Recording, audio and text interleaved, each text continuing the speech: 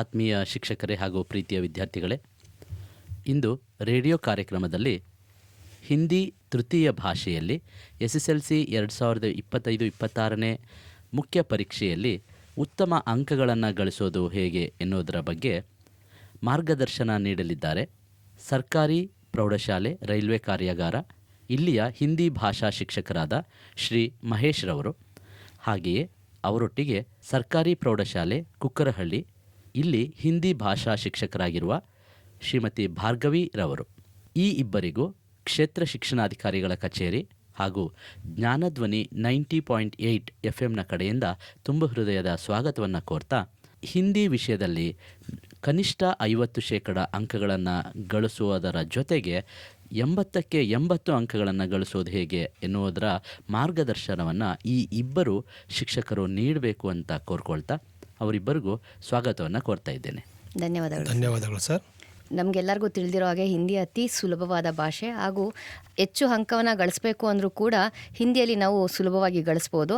ಆದರೆ ಅದಕ್ಕೆ ಮುಂಚೆ ನಾವು ಎಲ್ಲೆಲ್ಲಿ ಹೇಗೆ ಅಂಕವನ್ನು ಗಳಿಸ್ಬೋದು, ಆ ಗಳಿಸೋದಕ್ಕೆ ನಾವು ಎಲ್ಲೆಲ್ಲಿ ಪ್ರಿಪೇರ್ ಆಗಬೇಕು ಅನ್ನೋದು ನಮಗೆ ಗೊತ್ತಿರಬೇಕು, ಮೈಂಡ್ ಸೆಟ್ ಇರಬೇಕು. ಇಲ್ಲಿ ಇಷ್ಟು ಅಂಕವನ್ನು ಗಳಿಸ್ಬೋದು, ಈ ಪಾಠದಲ್ಲಿ ಇಷ್ಟು ಓದಿದ್ರೆ ನಮಗೆ ಅಂಕ ಸುಲಭವಾಗಿ ಬರುತ್ತೆ, ಅದರ ಬಗ್ಗೆ ನಮಗೆ ಗೊತ್ತಿದ್ದರೆ ನಾವು ಹಿಂದಿಯಲ್ಲಿ ಒಳ್ಳೆಯ ಅಂಕವನ್ನು ಅತಿ ಹೆಚ್ಚು ಅಂಕ ಅಂದರೆ ಔಟ್ ಆಫ್ ಔಟ್ ಅಂತಲೇ ಹೇಳ್ಬೋದು, ಹಿಂದಿಯಲ್ಲಿ ಸುಲಭವಾಗಿ ಗಳಿಸ್ಬೋದು. ಮತ್ತು ಈ ವರ್ಷ ಬೋರ್ಡ್ನವರು LBA ಅಂತ ಪರಿಚಯ ಮಾಡಿದರೆ, ಅಂದರೆ ಲೆಸನ್ ಬೇಸ್ ಅಸೆಸ್ಮೆಂಟ್ ಅಂತ, ಪಠ್ಯಾಧಾರಿತ ಮೌಲ್ಯಾಂಕನ. ಈಗಾಗಲೇ ಅದ್ರ ಬಗ್ಗೆ ಶಾಲೆಯಲ್ಲಿ ಶಿಕ್ಷಕರು ಎಲ್ಲ ಮಕ್ಕಳಿಗೂ ಪರಿಚಯವನ್ನು ಮಾಡಿಕೊಟ್ಟಿರ್ತಾರೆ. ಅದರಲ್ಲಿರುವಂತಹ ಪ್ರಶ್ನೆಗಳೇ 80% ಬರುತ್ತೆ ಅಂತ ಹೇಳಿದ್ದಾರೆ.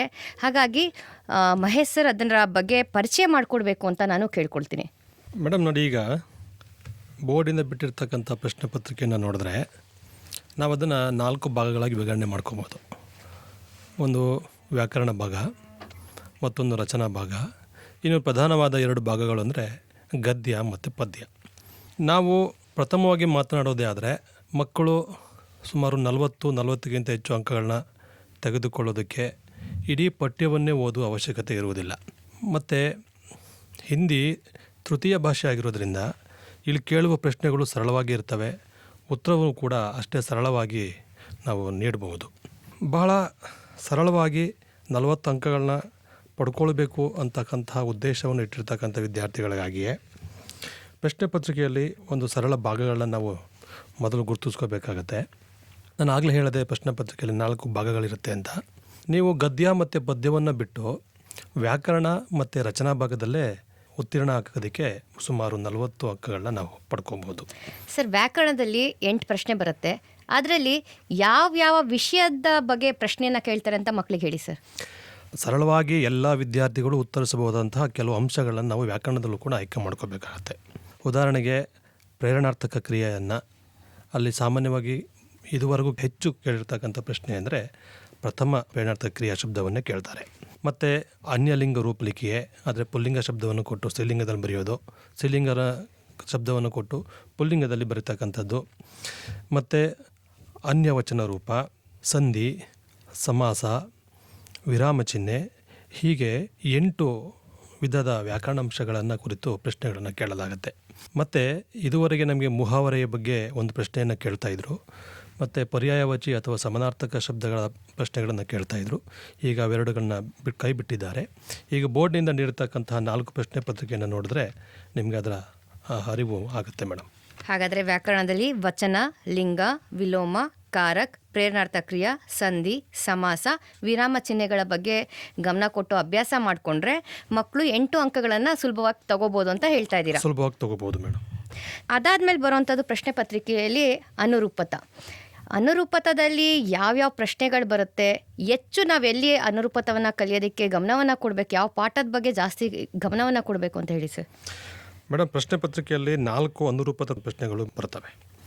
ಆ 4 ಅನುರೂಪದ ಪ್ರಶ್ನೆಗಳನ್ನು ಯಾವ ಪಾಠದಲ್ಲಿ ಕೊಡ್ತಾರೆ ಅಂತ ಹೇಳಿ ಈಗ ಬೋರ್ಡ್ನಿಂದ ನೀಡಿರ್ತಕ್ಕಂಥ ಪ್ರಶ್ನೆ ಪತ್ರಿಕೆಗಳನ್ನು ಗಮನಿಸಿದಾಗ ನಿಗದಿತ ಇಂಥ ಪಾಠಗಳಲ್ಲೇ ಅನುರೂಪದ ಪ್ರಶ್ನೆಗಳು ಬರುತ್ತೆ ಅಂತಕ್ಕಂಥದ್ದು ನಿಮಗೆ ಗೊತ್ತಾಗುತ್ತೆ. ಅವ್ರು ನೀಡಿರ್ತಕ್ಕಂತಹ 4 ಪ್ರಶ್ನೆ ಪತ್ರಿಕೆಯಲ್ಲಿ ಬಂದಿರತಕ್ಕಂಥ ಎಲ್ಲ ಅನುರೂಪದ ಪ್ರಶ್ನೆಗಳನ್ನು, ಅಂದರೆ ಸುಮಾರು 4 ಪತ್ರಿಕೆಯಿಂದ 16 ಅನುರೂಪದ ಪ್ರಶ್ನೆಗಳು ಬರ್ತವೆ.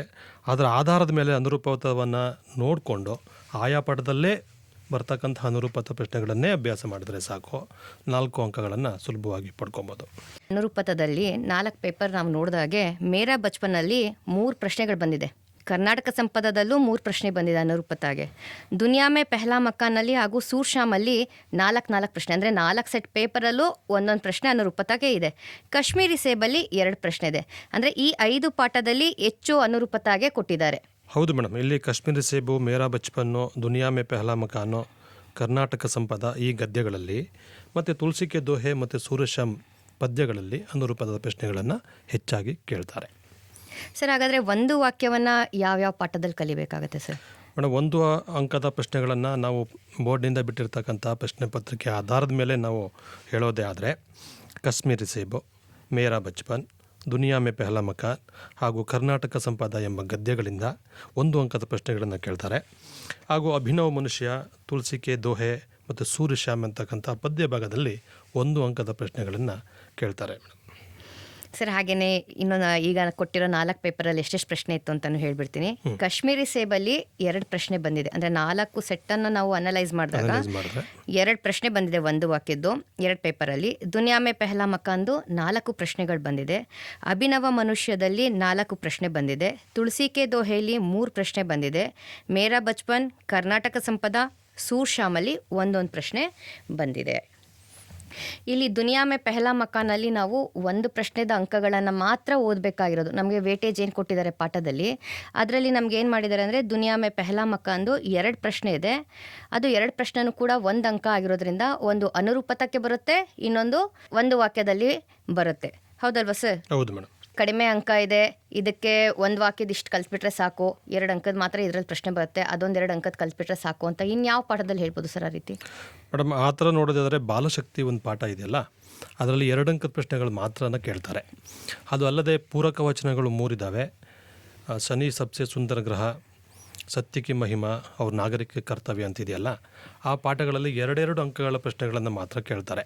ಆದರೆ ಮಕ್ಕಳು ಏನು ಮಾಡ್ಬೋದು, ಶನಿ ಸಬ್ಸೆ ಸುಂದರ ಗ್ರಹದಲ್ಲಿ ಚೆನ್ನಾಗಿ ಅಭ್ಯಾಸ ಮಾಡಿ ಸತ್ಯಕ್ಕೆ ಮಹಿಮಾದಲ್ಲಿ ಬರ್ತಕ್ಕಂಥ ಪ್ರಶ್ನೆಗಳನ್ನು ಅಭ್ಯಾಸ ಮಾಡದೇ ಆದರೆ ಬೇಕಾದ್ರೆ ಅವರು ನಾಗರಿಕ ಕರ್ತವ್ಯ ಪಾಠವನ್ನು ಸ್ಕಿಪ್ ಮಾಡಬಹುದು. ಈ ಇಷ್ಟು ಪಾಠಗಳಲ್ಲಿ ನಮಗೆ ಕೇವಲ 2 ಅಂಕದ ವೇಟೇಜನ್ನು ಕೊಡಲಾಗಿದೆ. ಹಾಗಾಗಿ ಇದಕ್ಕೆ ನಾವು ಕಡಿಮೆ ಹೊತ್ತು ಕೊಡಬಹುದು. ಅಂದರೆ ಇರೋ 17 ಪಾಠ 3 ಪೂರಕ ಪಾಠ ಏನಿದೆ ಅದರಲ್ಲಿ ನಾವು 17 ಪಾಠ ಓದ್ಕೊಂಡು 2 ಪೂರಕ ಓದ್ಕೊಂಡು ಒಂದನ್ನು ಬಿಟ್ಕೋಬೋದು. ಖಂಡಿತ ಬಿಡ್ಬೋದು. ಅಂದರೆ ಒಂದು ಪೂರಕ ಪಾಠವನ್ನು ಕಂಪಲ್ಸರಿ ಪ್ರಿಪೇರ್ ಆಗಿರಬೇಕು. 2 ಪ್ರಿಪೇರ್ ಆಗಿರಬೇಕು. ಶನಿ ಕಂಪಲ್ಸರಿ, ಹೌದು, ಹಾಗೂ ಸತ್ಯಕ್ಕೆ ಮಹಿಮಾ, ಯಾಕಂದರೆ 2 ಕೂಡ ಸರಳವಾಗಿದೆ. ಸರ್, ಈಗ ನಾವು ಪೂರಕ ಪಾಠದ ಬಗ್ಗೆ ಮಾತಾಡ್ತಿರೋದ್ರಿಂದ ಆಯ್ಕೆ ಪ್ರಶ್ನೆಗಳು ಇದರಲ್ಲೇ ಬರೋದ್ರಿಂದ ಇನ್ನೆಲ್ಲ ಆಯ್ಕೆ ಪ್ರಶ್ನೆ ಬರುತ್ತೆ ಅದನ್ನು ಹೇಳ್ಬಿಡೋಣ ಸರ್. ಯಾವುದರಲ್ಲಿ ಆಯ್ಕೆ ಪ್ರಶ್ನೆಗಳು ನಮಗೆ ಪೂರಕ ವಚನದಲ್ಲಿ ಬರುತ್ತೆ. ಶನಿ ಪಾಠದಲ್ಲಿ 2 ಪ್ರಶ್ನೆ ಬರುತ್ತೆ. ಆದ್ರೆ ಶನಿ ಪಾಠದ 2 ಪ್ರಶ್ನೆಗೂ ಅಥವಾ ಕೊಟ್ಟಿರ್ತಾರೆ. ಅದ್ ಬಿಟ್ರೆ ಸತಿಕಿ ಮಹಿಮಾದೊಂದು ಪ್ರಶ್ನೆ ಬರುತ್ತೆ, ನಾಗರಿಕ ಕರ್ತವ್ಯದ್ರಲ್ಲಿ 1 ಪ್ರಶ್ನೆ ಬರುತ್ತೆ. ಇದೆರಡರಲ್ಲಿ ನಾವು ಒಂದಕ್ಕೆ ಉತ್ತರ ಬರೀಬೇಕಾಗುತ್ತೆ. ಅದ್ ಬಿಟ್ರೆ ನಮ್ಗೆ ಆಯ್ಕೆಗಳು ಸಿಗೋದು ಪ್ರಬಂಧ ರಚನೆ ಪ್ರಶ್ನೆಗಳಲ್ಲಿ ಆಯ್ಕೆಗಳು ಸಿಗುತ್ತೆ. ಅಂದರೆ 2 ಪ್ರಶ್ನೆಗಳನ್ನು ಕೊಟ್ಟಿರ್ತಾರೆ, ಯಾವುದಾದ್ರೂ ಒಂದು ಪ್ರಶ್ನೆಗೆ ಉತ್ತರ ಬರೀಬೇಕಾಗತ್ತೆ. ಈ ಪತ್ರಿಕೆ ನೀಡಿರ್ತಕ್ಕಂಥ ಆಧಾರದ ಮೇಲೆ ನೋಡೋದೇ ಆದರೆ ಬಸಂತ್ ಕಿ ಸಚ್ಚಾಯಿ ಪಾಠದಲ್ಲಿ 4 ಅಂಕದ ಪ್ರಶ್ನೆಗಳನ್ನು ಕೊಟ್ಟಿದ್ದಾರೆ. ಬಹುಶಃ ದೀರ್ಘ ಉತ್ತರ ಇರತಕ್ಕಂಥದ್ದು ಒಂದೇ ಅದು.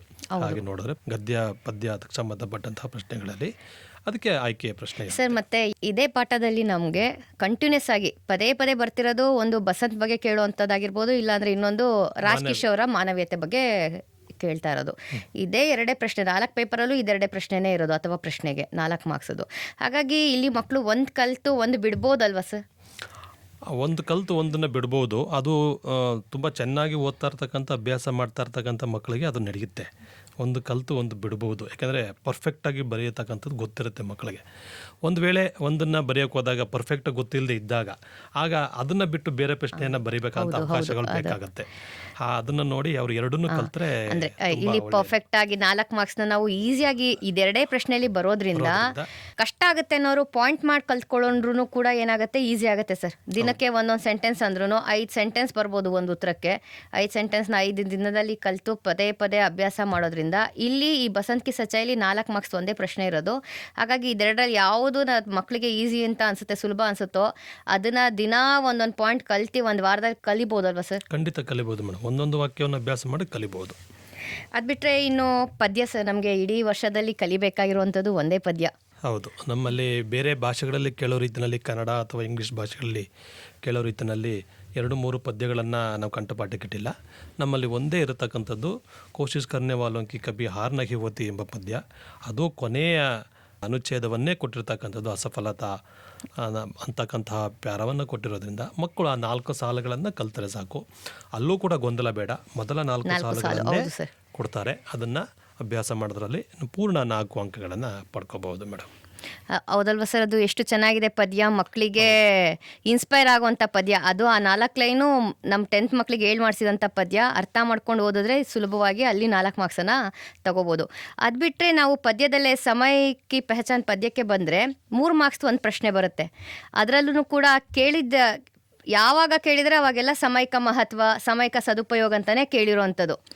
ಮಕ್ಕಳು ಅದನ್ನು ಕಲ್ತ್ರೂ ಅಲ್ಲಿ 3 ಮಾರ್ಕ್ಸನ್ನು ಈಸಿಯಾಗಿ ತಗೋಬೋದಲ್ವ ಸರ್? ಖಂಡಿತ ತಗೋಬಹುದು ಮೇಡಮ್. ಅಲ್ಲಿ ಇನ್ನೂ ಒಂದು ನಮಗೆ ಪ್ಲಸ್ ಪಾಯಿಂಟ್ ಏನು ಅಂತಂದರೆ, ನಿಬಂಧಕ್ಕೂ ಕೂಡ ಕೇಳ್ತಾರೆ ಸಮಯಕ ಮಹತ್ವ ಅಂತ ಹೇಳಿ ಒಂದು ನಿಬಂಧದ ಪ್ರಶ್ನೆ ಕೂಡ ಬರುತ್ತೆ. ಹಾಗಾಗಿ ಸಮಯಕ್ಕೆ ಪೆಹಚಾನ್ ಪದ್ಯದಲ್ಲಿ ಯಾವುದೇ ಪ್ರಶ್ನೆಯನ್ನು ಕೇಳಿ ಮಹತ್ವಕ್ಕೆ ಸಂಬಂಧಪಟ್ಟದ್ದು ಅಥವಾ ಕೊನೆಯ ಅಂತಿಮ ಪ್ಯಾರದಲ್ಲಿ ಕವಿ ಏನನ್ನ ಹೇಳಕ್ಕೆ ಇಷ್ಟಪಡ್ತಾರೆ ಅಂತಕ್ಕಂಥ ಪ್ರಶ್ನೆ ಆಗಿ, ಇಂಟರ್ನೆಟ್ ಕ್ರಾಂತಿದು ಒಂದು ಕ್ವಶನ್ನು ಮತ್ತು ಕರ್ನಾಟಕ, ಇದು 3 ಕೂಡ ಕಲ್ತ್ಕೊಂಡ್ರೆ ಅದು ನಿಬಂಧಕ್ಕೂ ಬರೋ ಚಾನ್ಸಸ್ ಇರೋದ್ರಿಂದ ಅವುಗಳನ್ನ ಕಲ್ತ್ಕೊಂಡು ಈ ಕಡೆ 3 ಮಾರ್ಕ್ಸ್ ತೊಗೊಳೋದ್ರಲ್ಲೂ ಪ್ರಯತ್ನ ಪಡ್ಬೋದು. ಆ ಕಡೆ ನಿಬಂಧಕ್ಕೂ 4 ಮಾರ್ಕ್ಸಿಗೆ ಅಂದರೆ 7 ಮಾರ್ಕ್ಸಿಗೆ ಪ್ರಿಪೇರ್ ಆದಂಗೆ ಆಗುತ್ತೆ ಈ 3 ಒಂದು ಪದ್ಯ, ಈ 2 ಪಾಠಗಳನ್ನು ಕಲಿಯೋದ್ರಿಂದ ಅಲ್ವಾ ಸರ್? ಖಂಡಿತ. ಅದಕ್ಕೆ ನಾವು ಯಾವಾಗಲೂ ಸಮಯಕ್ಕೆ ಪೆಹಚಾನ್ ಪದ್ಯ ಮತ್ತು ಇಂಟರ್ನೆಟ್ ಕ್ರಾಂತಿ ಈ ಪಾಠಗಳನ್ನು ನೀವು ಯಾವುದೇ ಕಾರಣಕ್ಕೂ ಬಿಡಬೇಡಿ ಅಂತ ಹೇಳ್ತಕ್ಕಂಥದ್ದು ಉದ್ದೇಶನೇ ಅದು. ಯಾಕೆಂದರೆ ಕೇವಲ ಪದ್ಯ ಮತ್ತು ಗದ್ಯವನ್ನು ಉದ್ದೇಶವಾಗಿ ಇಟ್ಕೊಂಡಿರ್ತಕ್ಕಂತಹ ಪ್ರಶ್ನೆಗಳಲ್ಲದೆ ನಿಬಂಧಕ್ಕೂ ಕೂಡ ಅದು ಅನುಕೂಲ ಆಗೋದ್ರಿಂದ ನೀವು ಹೇಳ್ದಂಗೆ ಈ ಗದ್ಯ ಪದ್ಯಗಳನ್ನು ಬಿಡದೇ ಓದ್ತಕ್ಕಂಥದ್ದು ಹೆಚ್ಚು ಅಂಕಗಳನ್ನ ಪಡೆಯೋದಕ್ಕೆ ಒಂದು ಅವಕಾಶ ಇದ್ದ ಹಾಗೆ. ಇಂಟರ್ನೆಟ್ಟನ್ನು ಕಲ್ತ್ರೆ ಈ ಮೊಬೈಲ್ ಬಗ್ಗೆ ಕೇಳಿದ್ರೂ ಕೂಡ ಅದನ್ನು ಅಲ್ಲಿ ಅಪ್ಲೈ ಮಾಡಿಕೊಂಡು ಬರಿಬೋದಲ್ವ ಸರ್? ಖಂಡಿತ ಬರಿಬೋದು ಮೇಡಮ್. ಇಂಟರ್ನೆಟ್ಟಿಗೆ ಮಕ್ಕಳು ಮೊಬೈಲು, ಇಂಟರ್ನೆಟ್ಟು, ಕಂಪ್ಯೂಟರು ನಮಗಿಂತ ಹೆಚ್ಚಾಗಿ ಈಗಿನ ಮಕ್ಕಳಲ್ಲಿ ಎಷ್ಟು ನಾಲೆಡ್ಜ್ ಇದೆ ಅಂತಂದರೆ ನಮಗೆ ಹೇಳ್ಕೊಡ್ತಕ್ಕಂಥ ರೀತಿಯಲ್ಲಿ ಕಲ್ತಿರ್ತಾರೆ. ಅವರಿಗೆ ನಾವು ಒಂದು ಬಂಧನ ಅಂತ ಮಾಡ್ದೇನೆ ಫ್ರೀಯಾಗಿ ಏನು ಗೊತ್ತು, ನೀವು ಮೊಬೈಲ್ನಲ್ಲಿ ಏನೇನು ಬಳಸ್ತಾ ಇದ್ದೀರಿ ಅಂತಕ್ಕಂಥ ವಿಚಾರವನ್ನು ಅಲ್ಲಿ ವ್ಯಕ್ತಪಡಿಸಿದ್ರೆ ಸಾಕು, ಖಂಡಿತ 4 ಅಂಕಗಳನ್ನ ಪಡ್ಕೋಬಹುದು ಮಕ್ಕಳು. ಅಂದರೆ ಮಾರ್ಗದರ್ಶನ ಮಕ್ಕಳಿಗೆ ಅತಿ ಅವಶ್ಯಕವಾಗಿ, ಅತಿ ಹೆಚ್ಚಾಗಿ ಬೇಕು ಈ ವಿಷಯದಲ್ಲಿ. ನಿಬಂಧವನ್ನು ಬರೆಯುವುದನ್ನು ಹೇಳ್ಕೊಡ್ಬೇಕಾದ್ರೆ ಮಕ್ಕಳಿಗೆ, ಯಾಕಂದರೆ ಅಲ್ಲಿ ಪಾಯಿಂಟ್ಸ್ ಕೊಟ್ಬಿಡ್ತಾರೆ. ನಿಬಂಧದಲ್ಲಿ ಬರೀ ನಿಬಂಧ ಬರೀರಿ ಅಂತ ಹೇಳೋದಿಲ್ಲ, ಅಲ್ಲಿ ಆ ಅಂಶಗಳನ್ನು ಕೊಟ್ಟಿರ್ತಾರೆ, ಆ ಅಂಶಗಳನ್ನು ಕುರಿತೇ ಮಕ್ಕಳು ಬರೀಬೇಕಾಗತ್ತೆ. ಆ ಮಕ್ಕಳಿಗೆ ಅದನ್ನು ಮಾತ್ರ ಹೇಳಿದ್ರೆ ಸಾಕು, ಎಲ್ಲ ವಿಚಾರಗಳನ್ನು ವ್ಯಕ್ತಪಡಿಸಿ ಅದನ್ನು ನಾವೇ ಡಿವೈಡ್ ಮಾಡಿ ಈ ವಿಚಾರಗಳನ್ನು ಈ ಹಂತದಲ್ಲಿ ಬರಬೇಕು ಅಂತ ಹೇಳಿದ್ರೆ ಸಾಕು ಮೇಡಮ್. ಫಸ್ಟು ನಾವು ಮಕ್ಕಳಿಗೆ ಅಷ್ಟು ಬಂಧನ ಮಾಡಬಾರ್ದು. ನೀವು ಮುಕ್ತವಾಗಿ ಬರೆಯೋಕ್ಕೆ ವಿಚಾರವನ್ನು ಹೇಳಿಬಿಟ್ರೆ ಬರೀತಾರಲ್ಲ, ಆ ವಿಚಾರನ ನಾವು ಡಿವೈಡ್ ಮಾಡಿ ಇದನ್ನು ಈ ಹಂತದಲ್ಲಿ ಹಾಕಿ ಅಂತ ಹೇಳಿದ್ರೆ ಸಾಕು. ನಾವೀಗ ಸುಲಭವಾಗಿ ಎಲ್ಲೆಲ್ಲಿ ಅಂಕಗಳನ್ನು ಗಳಿಸ್ಬೋದು ಅಂತ ಮಾತನಾಡ್ತಿರೋದ್ರಿಂದ ಅಪಠಿತ ಗದ್ಯ ಬರುತ್ತಲ್ಲ ಸರ್, ಪ್ಯಾಸೇಜ್ ರೀಡಿಂಗು, ಅಲ್ಲೂ ಕೂಡ ಮಕ್ಕಳು ಅಂಕ ಗಳಿಸ್ಬೋದು. ಹೇಳಿ ಸರ್ ಅದ್ರ ಬಗ್ಗೆ. ಅಲ್ಲೂ ಕೂಡ ಖಂಡಿತ ಅಂಕಗಳನ್ನ ಗಳಿಸ್ಬೋದು. ಏಕೆಂದರೆ ನಾವು ಪ್ರಶ್ನೆಯನ್ನು ನೋಡಬೇಕಾಗತ್ತೆ. ಮಕ್ಕಳು ಪ್ರಶ್ನೆ ಕೂಡ ಅರ್ಥ ಆಗೋದಿಲ್ಲ ಕೆಲವು ಮಕ್ಕಳಿಗೆ. ಅಂಥ ಮಕ್ಕಳಿಗೆ ಏನು ಮಾಡ್ಬೋದು, ಇಲ್ಲಿ ಕೊನೆಯಲ್ಲಿ ಆ ಶಬ್ದ ಯಾವ ಶಬ್ದದಿಂದ ಕೊನೆ ಆಗಿರುತ್ತೆ, ಏನನ್ನು ಉದ್ದೇಶವಾಗಿ ಇಟ್ಕೊಂಡು ಕೇಳಿದ್ದಾರೆ ಅಂತಕ್ಕಂಥದ್ದನ್ನು ಸ್ವಲ್ಪ ಅರ್ಥ ಮಾಡಿಕೊಂಡು ಅದನ್ನು ಗದ್ಯದಲ್ಲಿ ಹುಡುಕಿ ಬರೆಯೋದೇ ಆದರೆ 4 ಅಂಕಕ್ಕೆ 3 ಅಂಕಗಳು ಖಂಡಿತ ತಗೋಬೋದು. ನಿಧಾನವಾಗಿ ಯೋಚಿಸಿ ಉತ್ತರವನ್ನು ಹುಡುಕಿದ್ರೆ 4 ಪ್ರಶ್ನೆಗಳಿಗೂ ಉತ್ತರ ಅಲ್ಲೇ ಇರುತ್ತೆ, ಸರಳವಾಗಿರುತ್ತೆ. ಅಲ್ಲಿ ಬರ್ತಕ್ಕಂತಹ ಪ್ರಶ್ನೆಗಳು ಯಾವಾಗಲೂ ಸರಳವಾಗಿರ್ತವೆ, ಉತ್ತರವೂ ಕೂಡ ನೇರವಾಗಿ ಇರುತ್ತೆ. ಇದು ತೃತೀಯ ಭಾಷೆ ಆಗಿರೋದ್ರಿಂದ ಸರಳವಾದ ಉತ್ತರಗಳನ್ನೇ ಹುಡುಕಿ ಬರೆಯೋ ರೀತಿಯಲ್ಲೇ ಪ್ರಶ್ನೆಗಳನ್ನ ಕೇಳ್ತಾರೆ. ಸರ್, ಹಾಗಾದರೆ ನಾವೇ ಕೆಲವೊಂದು ಪ್ಯಾಸೇಜ್ಗಳನ್ನು ಮಕ್ಕಳಿಗೆ ಕೊಟ್ಟು, ಕ್ವಶನ್ಸ್ಗಳನ್ನ ಕೊಟ್ಟು, ಶಾಲೆಯಲ್ಲೇ ಒಂದಷ್ಟು ಪ್ಯಾಸೇಜ್ಗಳಿಗೆ ಒಂದು 10ರಿಂದ 20 ಪ್ಯಾಸೇಜ್ನ ರಿಪೀಟ್ ಮಾಡಿಸಿ ಬರ್ಸೋದ್ರಿಂದ ಮಕ್ಕಳಿಗೆ ಒಂದು ಐಡಿಯಾ ಬರ್ಬೋದಲ್ವ ಸರ್? ಖಂಡಿತ ಬರ್ಬೋದು. ಈಗ ನಿಮಗೆ ಕೊಟ್ಟಿರ್ತಕ್ಕಂತಹ LBA ಏನಿದೆಯಲ್ಲ, ಈಗ 3 ಪ್ರಶ್ನೆ ಪತ್ರಿಕೆಗಳಲ್ಲಿ ಆ LBA ಇರ್ತಕ್ಕಂಥ 3 ಗದ್ಯಗಳ ಅನುಚ್ಛೇದಗಳನ್ನೇ ಕೊಟ್ಟಿದ್ದಾರೆ. ಒಂದು ಪ್ರಶ್ನೆ ಪತ್ರಿಕೆಯಲ್ಲಿ ಮಾತ್ರ ಬೇರೆಯ ಅನುಚ್ಛೇದವನ್ನು ಕೊಟ್ಟಿದ್ದಾರೆ. ಬಹುಶಃ ನೀವು LBA ಇರ್ತಕ್ಕಂಥ ಅನುಚ್ಛೇದಗಳನ್ನೇ ಅಭ್ಯಾಸ ಮಾಡಿದ್ರೆ ಸಾಕು. ಆದರೆ ಆ ಅನುಚ್ಛೇದಗಳನ್ನು ಕಂಠಪಾಠ ಮಾಡಿಯೋ ಅಥವಾ ಇದೇ ಬರುತ್ತೆ ಅಂತ ಹೇಳಿಯೋ ಅಂತ ಅನ್ನೋದಲ್ಲ, ಯಾವ ರೀತಿ ಉತ್ತರಿಸ್ಬೇಕು, ಉತ್ತರ ಯಾವ ರೀತಿ ನಾವು ಅದನ್ನು ಗುರುತಿಸ್ಬೇಕು ಅನ್ನೋದನ್ನು ಕಲಿಸಿದ್ರೆ ಸಾಕು ಮೇಡಮ್. ಸರ್, ಅದಾದಮೇಲೆ 2 ಅಂಕದ ಪ್ರಶ್ನೆಗಳು ಎಲ್ಲೆಲ್ಲಿ ಬರುತ್ತೆ ಸರ್ ಮಕ್ಕಳಿಗೆ? 2 ಅಂಕದ ಪ್ರಶ್ನೆಗಳು ನಮಗೆ ಸಾಮಾನ್ಯವಾಗಿ ಗದ್ಯ, ಪದ್ಯ ಮತ್ತು ಪೂರಕ ವಚನ ಈ 3 ಹಂತಗಳಲ್ಲಿ 2 ಅಂಕದ ಪ್ರಶ್ನೆಗಳನ್ನು ಕೇಳ್ತಾರೆ. ಎಷ್ಟು ಪ್ರಶ್ನೆ ಸರ್? 2 ಅಂಕದ್ದು 8 ಪ್ರಶ್ನೆಗಳು ಇರ್ತವೆ. 8 ಪ್ರಶ್ನೆಗಳಲ್ಲಿ 2 ಪ್ರಶ್ನೆಗಳು ಪೂರಕ ವಚನಕ್ಕೆ ಸಂಬಂಧಪಟ್ಟಿರ್ತಕ್ಕಂಥದ್ದೇ ಆಗಿರುತ್ತೆ. ಇನ್ನು 2 ಪ್ರಶ್ನೆಗಳು ಪದ್ಯಕ್ಕೆ ಸಂಬಂಧಪಟ್ಟಿರೋದಾಗಿರುತ್ತೆ. ಇನ್ನು 4 ಪ್ರಶ್ನೆಗಳು ಗದ್ಯದ್ದಾಗಿರುತ್ತೆ. ಯಾವ್ಯಾವ ಗದ್ಯದಲ್ಲಿ ಅಂದರೆ ಕಾಶ್ಮೀರಿ ಸೇಬು, ಮೇರಾ ಬಚ್ಪನ್, ಇಮಾನ್ ಔರಂಗೆ ಸಮ್ಮೇಳನ ಮೇ, ಬಾಲಶಕ್ತಿ ಈ ಪಾಠಗಳಲ್ಲಿ 2 ಅಂಕದ ಪ್ರಶ್ನೆಗಳನ್ನು ಕೇಳ್ತಾರೆ. ನಿಮ್ಗೆ ಆಗಲೇ ಹೇಳಿದೆ ಬಾಲಶಕ್ತಿನಲ್ಲಿ 2 ಅಂಕದ ಪ್ರಶ್ನೆಗಳನ್ನು ಮಾತ್ರ ಕೇಳ್ತಾರೆ ಅಂತ. ಪದ್ಯದಲ್ಲಿ ಅಭಿನವ ಮನುಷ್ಯ ಮತ್ತು ಸೂರ್ಶ್ಯಾಮ್ ಇವೆರಡು ಪದ್ಯಗಳಲ್ಲಿ 2 ಅಂಕದ ಪ್ರಶ್ನೆಗಳನ್ನು ಕೇಳ್ತಾರೆ.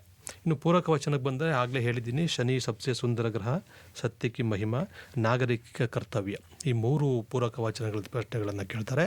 ಆದರೆ ಶನಿ ಸಬ್ಸೆ ಸುಂದರ ಗ್ರಹದಲ್ಲಿ ಅದೊಂದೇ ಪೂರಕ ವಚನದಲ್ಲಿ 2 ಪ್ರಶ್ನೆಗಳನ್ನು ಕೇಳಿ ಆಯ್ಕೆಯ ಪ್ರಶ್ನೆಯ ರೀತಿಯಲ್ಲಿ ಕೇಳ್ತಾರೆ. ಮತ್ತೊಂದು 2ನೇ ಪ್ರಶ್ನೆ ಪೂರಕ ವಚನದಲ್ಲಿ ಸತ್ಯಕಿ ಮಹಿಮಾ ಮತ್ತು ನಾಗರಿಕ ಕರ್ತವ್ಯ ಎರಡರಲ್ಲೂ ಒಂದೊಂದು ಪ್ರಶ್ನೆಯನ್ನು ಕೊಟ್ಟು ಅವೆರಡರಲ್ಲಿ ಯಾವುದಾದ್ರು ಒಂದು ಪ್ರಶ್ನೆಯನ್ನು ಬರೆಯೋದಕ್ಕೆ ಹೇಳ್ತಾರೆ. ಇಲ್ಲಿ ನೀವು ಗದ್ಯವನ್ನು ಸ್ಕಿಪ್ ಮಾಡಿದ್ರೂ ಕೂಡ ಪೂರಕ ವಚನದಲ್ಲಿ 2 4 ಅಂಕವನ್ನು ಪಡ್ಕೋಬೋದು. ಮತ್ತು ಅಭಿನವ ಮನುಷ್ಯ ಮತ್ತು ಸೂರ್ಶ್ಯಾಮ್ ಇವೆರಡೂ ಪದ್ಯದಲ್ಲೂ ಕೂಡ 4 ಅಂಕಗಳನ್ನು ಭಾಳ ಸರಳವಾಗಿ ಸುಲಭವಾಗಿ ಅಂಕಗಳನ್ನ ಗಳಿಸ್ಬೋದು. ಏಕೆಂದರೆ ಸೂರ್ಯಶ್ಯಾಮದಿರ್ತಕ್ಕಂಥದ್ದು ಸಹಜವಾಗಿ ಮಕ್ಕಳಲ್ಲಿರ್ತಕ್ಕಂಥ ಏನು ಈ ಬೋಲಾಪನ್ ಇದೆಯಲ್ಲ ಆ ಥರದ ಘಟನೆಗಳನ್ನು ಮಕ್ಕಳು ನೋಡಿರೋದ್ರಿಂದ ತಮ್ಮದೇ ಆದ ಶೈಲಿನಲ್ಲಿ ಉತ್ತರ ಬರೆದು ಆರಾಮಾಗಿ 2 ಅಂಕಗಳನ್ನ ಪಡ್ಕೋಬೋದು. ಸರ್, ಸೂರ್ಯಶ್ಯಾಮಲ್ಲಿ ಒಟ್ಟು 5 2 ವಾಕ್ಯದ ಪ್ರಶ್ನೆಗಳಿವೆ. ಅದರಲ್ಲಿ ಒಂದು ಪ್ರಶ್ನೆ ಯಶೋಧ ಬಗ್ಗೆ, ಯಶೋಧ ಕೃಷ್ಣಕ್ಕೂ ಕೈಸೆ ಶಾಂತ್ ಕರ್ತಿ ಹೇ ಅಥವಾ ಸಾಂತ್ವನ ದೇತಿ ಹೇ ಆ ಥರ ಪ್ರಶ್ನೆ ಬರುತ್ತೆ. ಇನ್ನು ಮಿಕ್ಕಿದೆಲ್ಲವೂ ಕೂಡ ಕೃಷ್ಣನ ಬಾಲಲೀಲೆಗೆ ಸಂಬಂಧಿಸಿದಂತಹ ಪ್ರಶ್ನೆಗಳಾಗಿವೆ. ಹಾಗಾಗಿ ನಾವು ಶಿಕ್ಷಕರು ಏನು ಮಾಡ್ಬೋದು ಅಂದರೆ ಸಮಾಧಾನ ಹೇಗೆ ಮಾಡ್ತಾಳೆ ಅನ್ನೋದಕ್ಕೆ ಒಂದು ಉತ್ತರವನ್ನು ಕಲಿಸಿ ಆ ಇಡೀ 4 ಪ್ರಶ್ನೆಗೆ ಒಂದು ಉತ್ತರವನ್ನು ಕಲಿಸೋದ್ರಿಂದ 2 ಉತ್ತರ ಕಲ್ತು ಮಕ್ಕಳು ಅಲ್ಲಿ ಅಟೆಂಡ್ ಮಾಡ್ಬೋದಲ್ವಾ? ಹೌದು ಮೇಡಮ್, ಖಂಡಿತ. ಏಕೆಂದರೆ ಅವನು ಬಂದು ತನ್ನ ತಾಯಿ ಹತ್ರ ದೂರ ಹೇಳ್ತಾನೆ ಅಂದಾಗ, ಏನು ದೂರ ಹೇಳ್ತಾನೆ ಅಂದಾಗ ಅವನು ಏನೇನು ಬಲರಾಮ ಮತ್ತು ಅವನ ಸ್ನೇಹಿತರೆಲ್ಲರೂ ಕೂಡ ಇವನಿಗೆ ಚಿಡಾಯಿಸಿದ್ರು ಅದೇ ಉತ್ತರಗಳನ್ನು ಹೇಳ್ತಾನೆ. ಮತ್ತು ಇನ್ನೊಂದು ಪ್ರಶ್ನೆ ಕೇಳ್ಬೋದು, ಯಾಕೆ ಅವ್ರ ಜೊತೆ ಆಟ ಆಡಲಿಕ್ಕೆ ಹೋಗಲ್ಲ ಅಂತಾಗಲೂ ಕೂಡ ಅದೇ ಉತ್ತರ ಆಗಿರುತ್ತೆ. ಮತ್ತು ಏನು ಕಂಪ್ಲೇಂಟ್ ಮಾಡ್ತಾನೆ ತನ್ನ ತಾಯಿ ಹತ್ರ ಬಲರಾಮನ ಬಗ್ಗೆ ಅಂದಾಗ ಅದೇ ಉತ್ತರ ಆಗಿರುತ್ತೆ. ನೀವು ಹೇಳೋದು ಸರಿಯಾಗಿದೆ. ಆ 2 ಪ್ರಶ್ನೆಗಳಿಗೆ ನಾವು ಅಭ್ಯಾಸ ಮಾಡಿಸೋದೇ ಆದರೆ ನಾವು ಖಂಡಿತ ಇಲ್ಲಿ 2 ಅಂಕವನ್ನು ಗಳಿಸ್ಕೋಬೋದು. ಅಂದರೆ ನಾವು ಶಿಕ್ಷಕರಾದವ್ರು ಏನು ಮಾಡಬೇಕು ಅಂದರೆ ಕ್ವಶನ್ ಪೇಪರನ್ನು ನೋಡಿ ಮಕ್ಕಳಿಗೆ ಸುಲಭವಾಗಿ ಎಲ್ಲೆಲ್ಲಿ ಅಂಕಗಳನ್ನು ಗಳಿಸ್ಕೊಡ್ಬೋದು, ನಾವು ಅವರು ಎಲ್ಲಿ ಗಮನವನ್ನು ಜಾಸ್ತಿ ಕೊಡಬೇಕು ಅನ್ನೋದನ್ನ ಹೇಳಿ ಒತ್ತು ಕೊಟ್ಟು ಕಲಿಸ್ಬೇಕು ನಾವು. ಹೌದು ಮೇಡಮ್. ಹಾಗೆ ನೋಡಿದ್ರೆ ಸಮಯಕ್ಕೆ ಪೆಹಚಾನು ಮತ್ತು ಅಭಿನವ ಮನುಷ್ಯ ಈ ಪದ್ಯಗಳಲ್ಲೂ ಕೂಡ ಹಾಗೆಯೇ ನೀವು ಸಮಯಕ್ಕೆ ಪೆಹಚಾನಲ್ಲಿ ಸಮಯಕ್ಕೆ ಮಹತ್ವವನ್ನು ಪ್ರಶ್ನೆ ಬರ್ತಕ್ಕಂಥ ಉತ್ತರವನ್ನು ಕಲ್ತ್ಬಿಟ್ರೆ ಅಲ್ಲಿ ಬರ್ತಕ್ಕಂಥ ಯಾವುದೇ ಪ್ರಶ್ನೆಗಳಿಗೆ ಉತ್ತರ ಅದು ಸರಿ ಹೊಂದುತ್ತೆ. ಅಭಿನವ ಮನುಷ್ಯದಲ್ಲೂ ಕೂಡ ಹಾಗೆ ಒಂದು ಪ್ರಶ್ನೆಯನ್ನು ಅವನು ಅಧ್ಯಯನ ಮಾಡೋದೇ ಆದರೆ ಆ ಪ್ರಶ್ನೆಗೆ ಬರ್ತಕ್ಕಂಥ ಉತ್ತರ ಇದೆಯಲ್ಲ ಅಲ್ಲಿ ಯಾವುದೇ ಪ್ರಶ್ನೆಯನ್ನು ಕೇಳಿ, ಭೌತಿಕ ಸಾಧನ ಕ್ಯಾ ಹೇ, ಮಾನವ ಸಹಿ ಪರಿಚಯ ಕ್ಯಾ ಹೇ, ಇವೆಲ್ಲ ಪ್ರಶ್ನೆಗಳಿಗೂ ಕೂಡ ಒಂದೇ ಉತ್ತರವನ್ನು ಕೊಡಬಹುದು. ಹಾಗೆ ಇದರಲ್ಲಿ ನೋಡಿದ್ರೆ ಅದು ಗಿಲ್ಲು ಪಾಠದಲ್ಲಿ ಒಂದು ಪ್ರಶ್ನೆ ಇದೆ, ಗಿಲ್ಲು ಕ್ರಿಯಾಕಲಾಪಕ್ಕೆ ಬಾರೆ ಮೇಲೆ ಲಿಕ್ಕಿ ಅಂತಕ್ಕಂಥ ಒಂದು ಪ್ರಶ್ನೆ ಬರ್ತಾ ಇತ್ತು. ಈಗ 4 ಪ್ರಶ್ನೆ ಪತ್ರಿಕೆಯನ್ನು ನೋಡಿದಾಗ ಅದರಲ್ಲಿಲ್ಲ, ಆದರೂ ಕೂಡ ಅದೊಂದನ್ನು ಅಭ್ಯಾಸ ಮಾಡೋದೇ ಆದರೆ ಅಲ್ಲಿ ಕೇಳ್ತಕ್ಕಂಥ ಬೇರೆ ಯಾವುದೇ ಎಲ್ಲ ಪ್ರಶ್ನೆಗಳಿಗೂ ಉತ್ತರ ಬರಿಬೋದು ಮಗು. ಅಂದರೆ ಗಿಲ್ಲು ಪಾಠದಲ್ಲಿ ಗಿಲ್ಲು ಮತ್ತು ಮಹಾದೇವಿ ವರ್ಮ ಅವರ ನಡುವಿನ ಸಂಬಂಧ ಹೇಗಿತ್ತು ಅನ್ನೋ ಒಂದು ಪ್ರಶ್ನೆಗೆ ಮಕ್ಕಳು ಪ್ರಿಪೇರ್ ಆಗಿಬಿಟ್ರೆ ಇನ್ನು ಯಾವುದೇ ಪ್ರಶ್ನೆಗೂ ಅಲ್ಲಿ ಸುಲಭವಾಗಿ ಉತ್ತರಿಸ್ಬೋದು. ಖಂಡಿತ ಕ್ರಿಯಾಕಲಾಪವೂ ಅಲ್ಲೇ ಬರುತ್ತೆ, ಮಮತಾ ಕವಣ್ಣನೂ ಅಲ್ಲೇ ಬರುತ್ತೆ, ಸ್ನೇಹ ಭಾವೂ ಅಲ್ಲೇ ಬರುತ್ತೆ, ಸುಬಹ ಸೆ ಶಾಮ್ ತಕ್ ಕ್ಯಾ ಕರ್ತಾತ ಅಂತಕ್ಕಂಥ ಪ್ರಶ್ನೆ ಕೇಳಿದ್ರು. ಅದೇ 4 ಪ್ರಶ್ನೆ ಕೇಳಿದಾರಲ್ಲ ಪೇಪರಲ್ಲಿ, ಅದು 4 ಪ್ರಶ್ನೆಯಲ್ಲಿ ಆ ಸಂಬಂಧ ಕುರಿತೇ ಇರೋದು. ಹಾಗಾಗಿ ಅದನ್ನು ಕಲಿಸ್ಬಿಟ್ರೆ ಮಕ್ಕಳಿಗೆ ಖಂಡಿತ ಅಂಕ ಗಳಿಸೋದ್ರಲ್ಲಿ ಮಕ್ಕಳಿಗೆ ಒಂದು ಸುಗಮವಾಗಿ ನಾವು ತಯಾರು ಮಾಡ್ಬೋದು. ಮತ್ತು ಇನ್ನೊಂದೇನಿದೆ ಅಂದರೆ ನಮ್ಮ ಮಕ್ಕಳ ಮೈಂಡ್ ಸೆಟ್ಟು ನಾವು ಒಂದು ಪ್ಯಾರಾ ಅಂತ ಬರ್ಸ್ಬಿಟ್ರೆ ಅಯ್ಯೋ ಇಷ್ಟೊಂದು ನಮ್ಗೆ ಕಲಿಯೋಕ್ಕಾಗಲ್ಲ ಅನ್ನೋದೇ ಬಂದ್ಬಿಡುತ್ತೆ. ಅದೇ ನಾವು ಪಾಯಿಂಟ್ ವೈಸ್ ಮಾಡಿ ಕಲಿಸಿದ್ರೆ ಮಕ್ಕಳು 4 ಪಾಯಿಂಟ್ ಕಲಿತ್ಬಿಡ್ಬೋದು ಅನ್ನೋ ಖುಷಿಲಿ ಕಲಿತಾರೆ. ಹಾಗಾಗಿ ಮಕ್ಕಳಿಗೆ ಜಾಸ್ತಿ ಒತ್ತಡನೂ ಕೊಡ್ದೇನೆ ಪಾಯಿಂಟ್ ವೈಸ್ ಮಾಡಿ ಕಲಿಸೋದ್ರೆ ಸುಲಭ ಅಲ್ವಾ ಸರ್? ಖಂಡಿತ. ಮಕ್ಕಳಿಗೆ ಕಲಿಸ್ಬೇಕಾದಾಗ ನಾವು ಪಾಯಿಂಟ್ ವೈಸ್ ಮಾಡಿ ಕಲಿಸ್ಬಹುದು, ಆದರೆ ಬರಿಬೇಕಾದಾಗ ಮಕ್ಕಳನ್ನ ಪಾಯಿಂಟ್ ವೈಸ್ ಬರೆಯೋದಕ್ಕೆ ನಾವು ಅಭ್ಯಾಸ ಮಾಡಬಾರ್ದು. ಯಾಕೆಂದ್ರೆ ಭಾಷೆ ಆಗಿರೋದ್ರಿಂದ ಭಾಷೆನಲ್ಲಿ ಯಾವಾಗಲೂ ಅದು ನಿರರ್ಗಳವಾಗಿ ಅರಿತಾ ಇರ್ತಕ್ಕಂಥ ರೀತಿಯಲ್ಲಿ ಬರೀಬೇಕಾಗತ್ತೆ.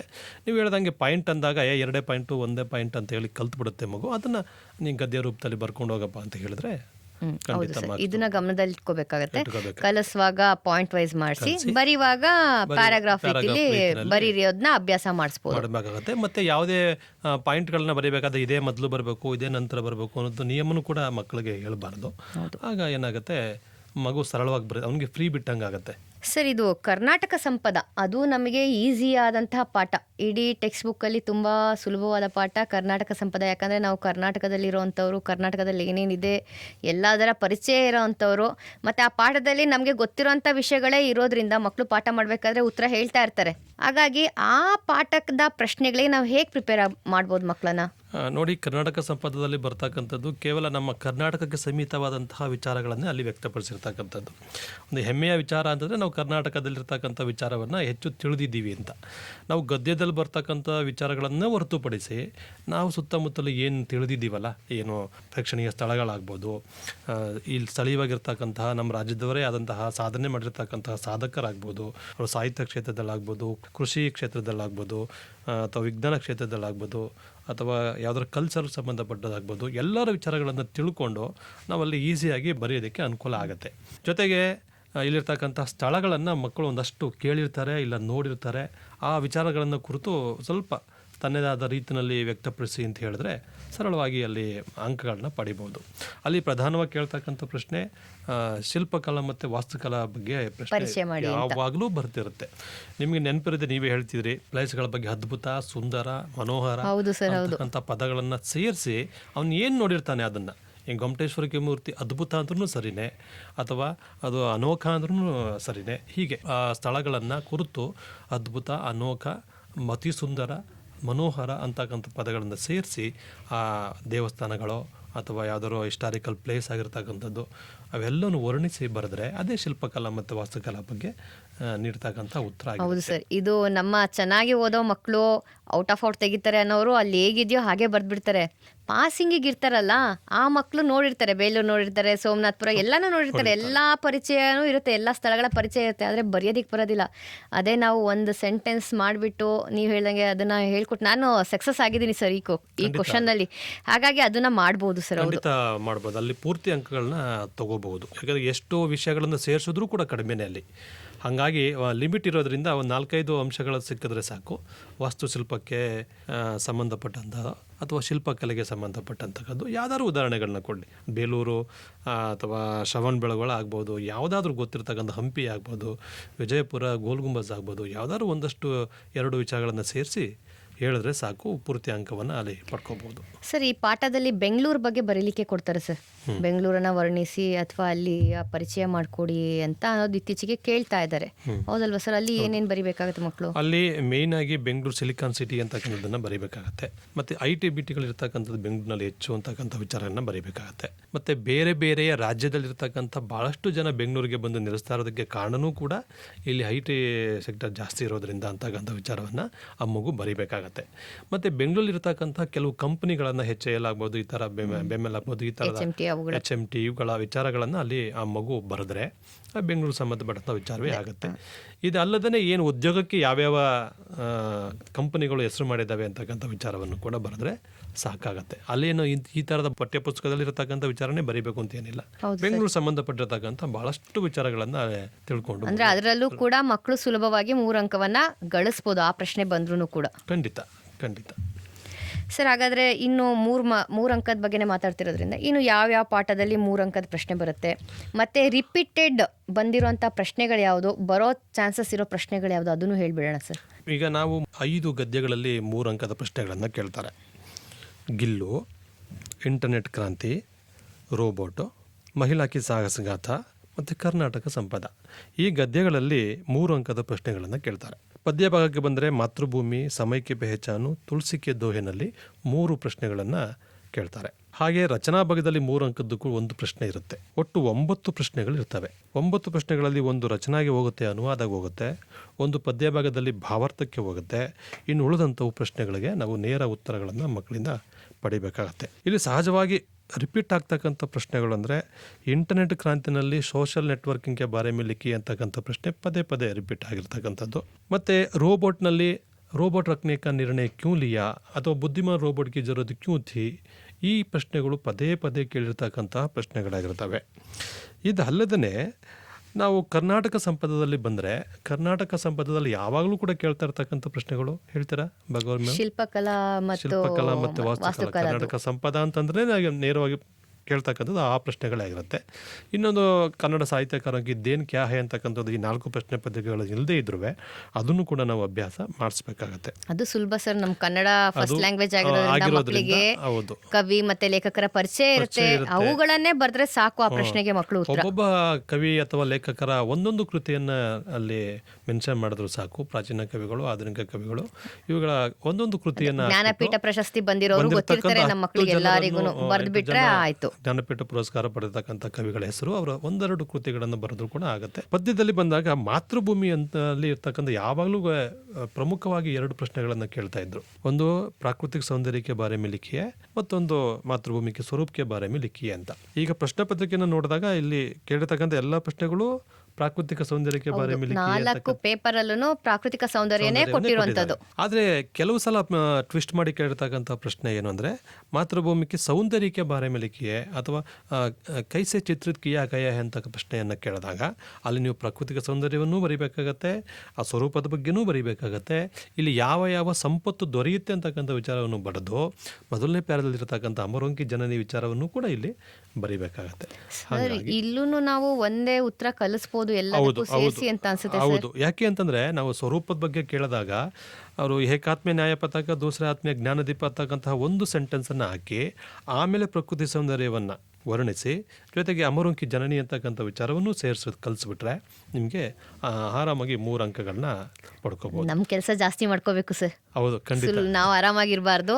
ನಾವು ಸ್ವಲ್ಪ ಜಾಸ್ತಿ ಕೆಲಸ ಮಾಡಿದ್ರೆ ಮಕ್ಕಳ ಅಂಕ ಜಾಸ್ತಿ ಆಗತ್ತೆ. ಖಂಡಿತ ನಾವು ಕೆಲಸ ಜಾಸ್ತಿ ಮಾಡಲೇಬೇಕಾಗತ್ತೆ. ಯಾಕೆಂದರೆ ಮಕ್ಕಳಿಗೆ ಹೇಳಬೇಕು, ಮೊದಲನೇ ಪ್ಯಾರದಲ್ಲಿ ಅಮರವಂಕಿ ಜನನಿ ಅಂತಕ್ಕಂಥ ವಿಚಾರ ಬರುತ್ತೆ, 2ನೇ ಪ್ಯಾರದಲ್ಲಿ ಪ್ರಕೃತಿ ಸೌಂದರ್ಯದ ಬಗ್ಗೆ ಬರುತ್ತೆ, 3ನೇ ಪ್ಯಾರದಲ್ಲಿ ಸ್ವರೂಪ ಬಗ್ಗೆ ಬರುತ್ತೆ ಅಂತಕ್ಕಂಥ ವಿಚಾರವನ್ನು ಹೇಳಬೇಕು. ಆದರೆ ಬರೀಬೇಕಾದಾಗ ನೀವು LB ಸ್ವಲ್ಪ ಉತ್ತರ ಹಿಂದೆ ಮುಂದೆ ಆಗಿರುತ್ತೆ. ಯಾಕೆ ಅಂತಂದರೆ ಸ್ವರೂಪ ಅಂತಂದಾಗ ಮೊದಲನೇ ಸೆಂಟೆನ್ಸ್ ಮಗು ಬರೀಬೇಕಾಗಿರತಕ್ಕಂಥದ್ದು ಏಕಾತ್ಮೆ ನ್ಯಾಯ ಪತಾಕ ದೂಸರೆ ಆತ್ಮೆ ಜ್ಞಾನ ದೀಪ ಅಂತ ಬರೀಬೇಕು. ಆಮೇಲೆ ಅದು ಅಮರವಂಕಿ ಜನನಿ ಅಂತ ಬರೀಲಿ, ಆಮೇಲೆ ಖನಿಜಾಂಕ ಅಪಾರ ಸಂಪದ ಅಂತ ಬರೀಲಿ, ಆಮೇಲೆ ಪ್ರಕೃತಿ ಸೌಂದರ್ಯದ ಬಗ್ಗೆ ಬರೀಲಿ. ಯಾಕೆಂದರೆ ವ್ಯಾಲ್ಯೂಯೇಷನ್ ಮಾಡ್ತಕ್ಕಂಥವ್ರು ಈಗ ಅಮರವಂಕಿ ಜನನಿ ಅಂತ ಪ್ರಶ್ನೆ ಕೇಳಿದಾಗ ಆ ಮಗು ಪ್ರಕೃತಿ ಬಗ್ಗೆ ಬರೆದಾಗ ಅಥವಾ ಪ್ರಕೃತಿ ಬಗ್ಗೆ ಬರೀಲಿ ಅಂತಾಗ ಅಮರವಂಕಿ ಜನನಿ ಬಗ್ಗೆ ಬರೆದಾಗ ವ್ಯಾಲ್ಯೂಯೇಷನ್ ಮಾಡ್ತಕ್ಕಂಥವ್ರಿಗೆ ಇದು ಉತ್ತರ ಬೇರೆ ಅಂತ ಅನಿಸ್ಬಿಡುತ್ತೆ. ಹಾಗಾಗಿ ಅಮರವಂಕಿ ಜನನಿ ಬಂದಾಗ ಗಾಂಧಿ ಬುದ್ಧ ರಾಮ್ ಅಂತಲೇ ಬರಬೇಕು, ಪ್ರಕೃತಿ ಸೌಂದರ್ಯ ಅಂತ ಬಂದಾಗ ವನೋಪವನೋ ಈ ವಿಚಾರಗಳೇ ಬರಬೇಕು, ಸ್ವರೂಪ ಅಂತ ಬಂದಾಗ ಏಕಾತ್ಮೆ ನ್ಯಾಯ ಪತಾಕ ದೂಸರೆ ಆದ್ಮೆ ಜ್ಞಾನದೀಪ ಅಂತಕ್ಕಂಥ ವಿಚಾರವನ್ನೇ ಬರೀಬೇಕಾಗತ್ತೆ. ಸರ್, ಈಗ ತುಳಸಿಕೆ ದೋಹೆ ಒಂದರಲ್ಲೇ ಭಾವಾರ್ಥ ಕೊಡೋದು, ಆದರೂ ನಮ್ಮ ಮಕ್ಕಳಲ್ಲಿ ಡೌಟ್ ಇದೆ, ಭಾವಾರ್ಥ ಬೇರೆ ಎಲ್ಲಾದರೂ ಕೊಟ್ಬಿಡ್ಬೋದಾ ಅಂತ.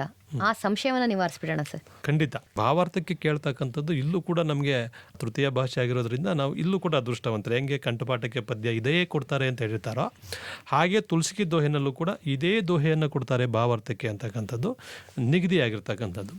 ನಾವು ಪ್ರಶ್ನೆ ಪತ್ರಿಕೆಯನ್ನು ಈ 4 ಪ್ರಶ್ನೆ ಪತ್ರಿಕೆಯನ್ನು ಗಮನಿಸಿದಾಗ ಇಲ್ಲಿ ಬಂದಿರತಕ್ಕಂಥದ್ದು 1, 3 ಮತ್ತು 5ನೇ ದೋಹೆಯನ್ನು ಭಾವಾರ್ಥಕ್ಕೆ ಕೇಳ್ತಾರೆ ಅಂತಕ್ಕಂಥದ್ದು ಪಕ್ಕ ಆಗಿರತಕ್ಕಂಥದ್ದು. ಮುಖ್ಯ ಮುಖಸೋಚ್ಚಾಹೆ 1, ಮತ್ತೆ ದಯಾ ಧರ್ಮಕ ಮೂಲ ಅದೊಂದು, ಮತ್ತೆ ರಾಮನಾಮಮನಿ ದೀಪದವರು ಅಂತಕ್ಕಂಥ 3 ದೋಹೆಗಳನ್ನು ಮಕ್ಕಳಿಗೆ ಕಲಿಸಿದ್ರೆ ಸಾಕು. ಈ ದಯಾ ಧರ್ಮಕ ಮೂಲ ಹೇ ಅಂತಕ್ಕಂಥದ್ದು ಇದು ಒಂದ್ಸಲ ಅದು 1 ಅಂಕದ ಪ್ರಶ್ನೆಗೂ ಕೂಡ ಕೇಳಿದ್ದಾನೆ. ಅದು ಸರಳವಾಗಿದೆ, ಅದು ಹೇಗಿದೆ ಹಾಗೆ ಸ್ವಲ್ಪ ಗದ್ಯ ರೂಪದಲ್ಲಿ ಬರೆದ್ರೆ ಸಾಕಾಗತ್ತೆ. ಅತಿ ಹೆಚ್ಚು ಅಂಕಗಳನ್ನ 3 ಅಂಕಗಳನ್ನ ಪಡ್ಕೋಬೋದು. ಜೊತೆಗೆ ಮಕ್ಕಳನ್ನ ನಾವು ಹೇಳ್ಬೇಕು, ಪದ್ಯವಾದ ಆ ದೋಹೆಯ ಭಾವಾರ್ಥವನ್ನು ಬರೀಬೇಕಾದಾಗ ಇದಕ್ಕೆ ರಚಯಿತ ಕೌನಹೆ ಅಂತಕ್ಕಂಥ ಪ್ರಶ್ನೆಗೆ ಉತ್ತರವನ್ನು ಕೊಡಬೇಕು ಮಕ್ಕಳು. ಅಂದರೆ ಈ ದೋಹೆಗೆ ರಚನಾಕ ತುಳಸಿದಾಸ್ ಹೈ ಅಂತಕ್ಕಂಥ ಒಂದು ಸೆಂಟೆನ್ಸನ್ನು ಬರೆದು ಅವರು ಇಸ್ ದೋಹೆ कहते हैं कि ಅಂತ ಹೇಳಿ ಉತ್ತರವನ್ನು ಬರೆಯೋಕ್ಕೆ ಶುರು ಮಾಡಿದ್ರೆ ಖಂಡಿತ 2 ಅಥವಾ 3 ಅಂಕಗಳನ್ನು ಕೂಡ ಅಲ್ಲಿ ಪಡ್ಕೋಬಹುದು. ದಯಾಧರ್ಮಕ್ಕೆ ಮೂಲ ಬಂದ್ರೆ ತುಂಬಾ ಸುಲಭವಾಗಿ 3 ಅಂಕವನ್ನ ತಗೋಬಹುದು. ಅದು ಮೊದಲ ವಾಕ್ಯನೇ ಹೇಗಿದೆ ಅಂದ್ರೆ ಮಾಮೂಲಿ ವಾಕ್ಯದ ರೀತಿನೇ ಇದೆ, ಅದನ್ನ ಬದಲಾವಣೆ ಹಿಂದೆ ಮುಂದೆ ಮಾಡೋ ಹಾಗೆ ಇಲ್ಲ. ದಯಾ ಧರ್ಮಕ ಮೂಲ ಹೇ ಅಂತಲೇ ಬರೋದು. ಅಲ್ಲ, ಅವ್ರ ಪಾಪಕ ಮೂಲ ಅಭಿಮಾನ್ ಹೇ ಒಂದ್ ಅವ್ರು ಸೇರಿಸ್ಕೊಂಡ್ರೆ ಆ ಒಂದು ಸೆಂಟೆನ್ಸ್ ಆಗೋಗುತ್ತೆ, 1 ಮಾರ್ಕ್ಸ್ ಉತ್ತರ ಕಲ್ತಂಗ ಆಗೋಗುತ್ತೆ. ಅವರು ಖಂಡಿತ ಆಗುತ್ತೆ. ಹಾಗಾಗಿ ಭಾವಾರ್ಥವನ್ನ ಕಲಿಯೋದ್ರಿಂದ 3 ಮಾರ್ಕ್ಸ್ನ ಸುಲಭವಾಗಿ ತಗೋಬಹುದು ಮಕ್ಕಳು. ಖಂಡಿತ. ಸರ್, ಅನುವಾದ ಎಷ್ಟಿದೆ ಸರ್ ಒಟ್ಟು ಓದ್ಲಿಕ್ಕೆ ಅಂತ? ಅನುವಾದ ನಾವು ಈಗ LBA ಬುಕ್ನಲ್ಲಿ ನೋಡಿದ್ರೆ ಈ ಕೇಳಿರ್ತಕ್ಕಂಥ ಪ್ರಶ್ನೆ ಪತ್ರಿಕೆಯಲ್ಲಿ 2 ಮಾತ್ರ ಅಲ್ಲಿ ಅನುವಾದಕ್ಕೆ ಬಂದಿದೆ. ನಾವು ಅನುವಾದ ಅಂದಾಗ ನಾವು ತಿಳ್ಕೊಬೇಕಾಗಿರೋದೇನು ಅಂದರೆ ನಾವು ಪದ್ಯದಲ್ಲಿ ಅಥವಾ ಗದ್ಯದಲ್ಲಿ ಯಾವುದು ಒಂದು 2 ಅಂಕದ 3 ಅಂಕದ ಪ್ರಶ್ನೆಗೆ ಉತ್ತರ ಇರುತ್ತೋ ಅದನ್ನೇ ಸಾಮಾನ್ಯವಾಗಿ ನಾವು ಕೊಡ್ತಕ್ಕಂಥದ್ದು. ಪದ್ಯಕ್ಕಿಂತ ಹೆಚ್ಚಾಗಿ ಗದ್ಯದಲ್ಲೇ ಬರ್ತಕ್ಕಂಥ ಸಾಲುಗಳನ್ನೇ. ಆ ಸಾಲುಗಳು ಯಾವಾಗಲೂ ಅವು ತತ್ಸಮ ಪದಗಳಾಗಿ ಇರ್ತವೆ, ಅಂದರೆ ಬದಲಾವಣೆ ಮಾಡೋ ರೀತಿ ಇರೋದಿಲ್ಲ. ಅದು ನೋಡಿದ್ರೆ ಹಿಂದಿ ಪದ ಮತ್ತು ಕನ್ನಡ ಪದಗಳು ಸೇಮ್ ಆಗಿರ್ತಕ್ಕಂಥ ರೀತಿಯಲ್ಲಿ ಇರ್ತವೆ.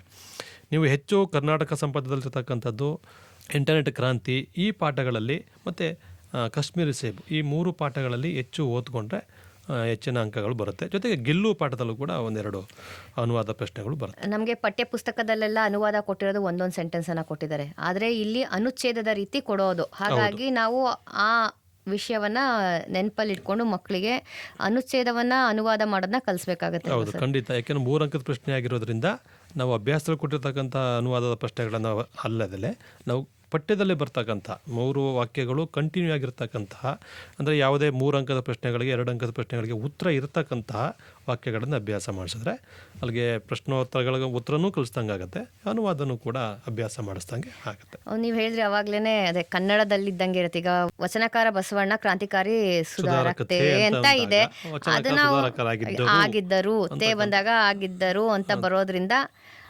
ಸುಲಭವಾಗಿ ಅನುವಾದವನ್ನು ಮಾಡ್ಬೋದು. ಆ ಥರದೇ ತುಂಬ ಬಂದಿರುತ್ತೆ. ಕರ್ನಾಟಕ ಸಂಪದದಲ್ಲಿ ಇರೋದನ್ನ ಒಂದ್ಸಲ ಕೂರ್ಸ್ ಮಕ್ಳ ಹತ್ರ ಹೇಳ್ಸ್ಬಿಟ್ರೆ ಅನುವಾದ ಬಂದಂಗೆ ಆಗುತ್ತೆ. ಸತ್ತಿಕಿ ಮಹಿಮಾದಲ್ಲಿ ಕೇಳ್ತಾರೆ ಜಾಸ್ತಿ ನಮಗೆ.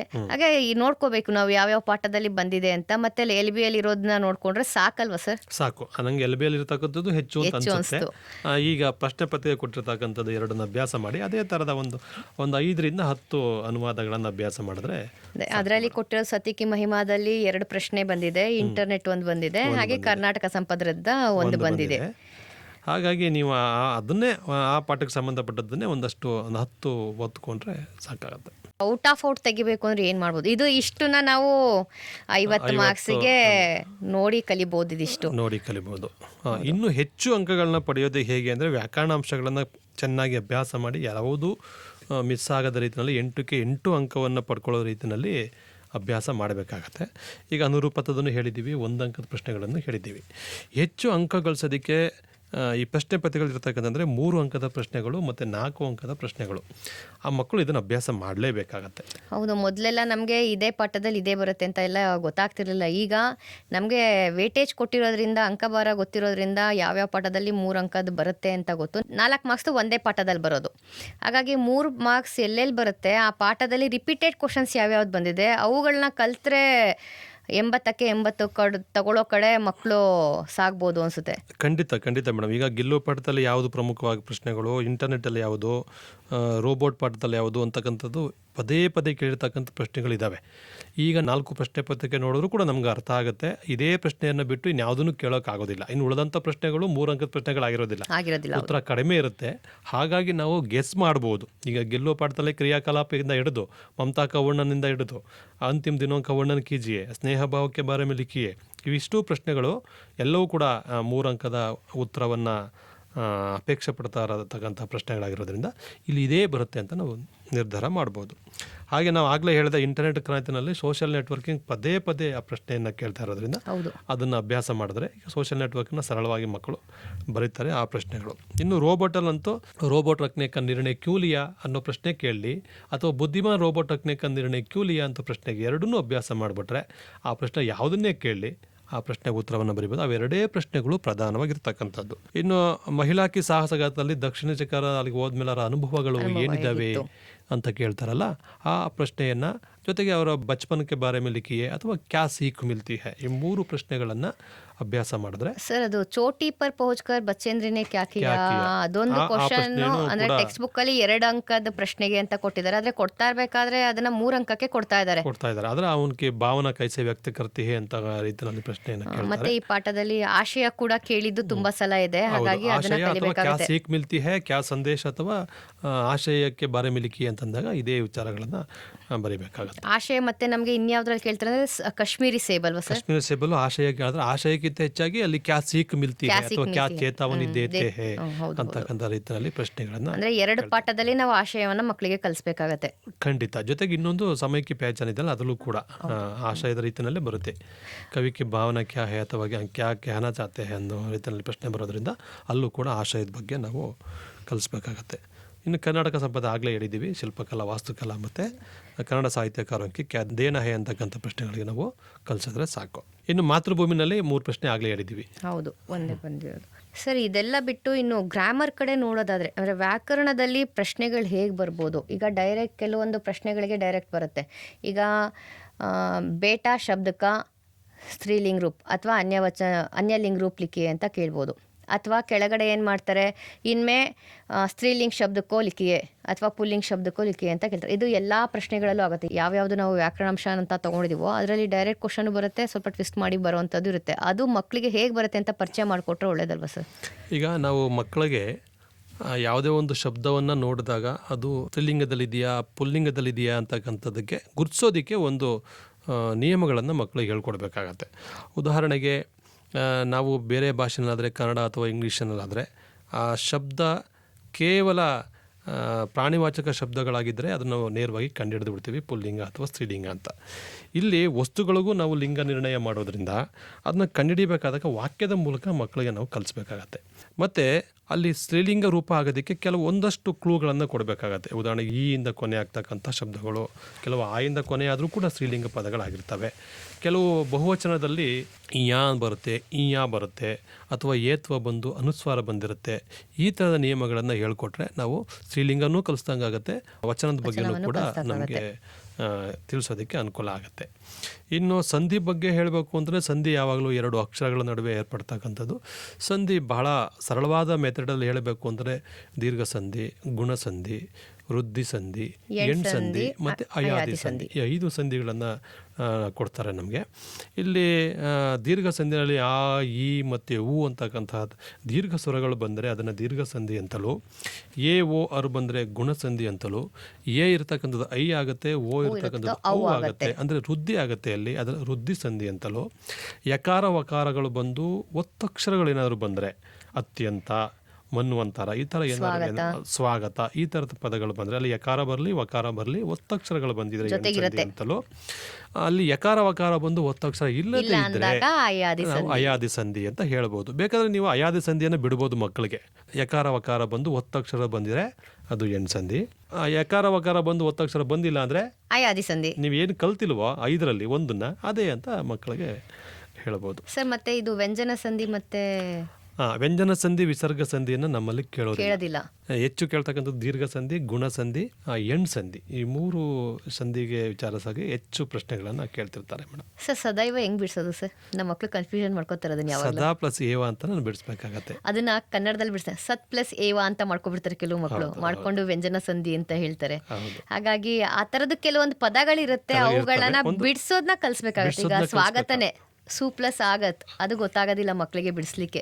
ಹಾಗಾಗಿ ನಮ್ಮ ಹಿಂದಿಯಲ್ಲಿ ಕೆಲವೊಂದು ಶಬ್ದಗಳು ಬಿಡಿಸೋದು ಗೊತ್ತಾಗೋದೇ ಇರೋದನ್ನ ಬಿಡಿಸೋದನ್ನ ಹೇಳಿಸಿ ಅಭ್ಯಾಸ ಮಾಡಿಸ್ಬಿಟ್ರೆ ಮಕ್ಕಳಿಗೆ ಆ ಶಬ್ದವನ್ನ ಸಂಧಿ ಯಾವುದು ಅಂತ ಗುರುತಿಸ್ಬೋದು. ಮತ್ತೆ ನಾವು ಒಂದೊಂದು ಸಂಧಿಗೆ 2 ಅಥವಾ 3 ಉದಾಹರಣೆಗಳನ್ನು ಕೊಟ್ಟು ಕಲಿಸಿದ್ರೆ ಸಾಕು ಮಕ್ಕಳಿಗೆ, ಇದೇ ತರ ಬರುತ್ತೆ ಅಂತಕ್ಕಂಥದ್ದು. ಮತ್ತೆ ಇನ್ನೊಂದು, ನಮಗೆ ಟೆಕ್ಸ್ಟ್ ಬುಕ್ ಹೊರಗಡೆಯಿಂದ ಯಾವ್ದು ಪ್ರಶ್ನೆಗಳು ಬರಲ್ಲ ಗ್ರಾಮರ್ ಅಲ್ಲಿ ಅಲ್ವಾ ಸರ್?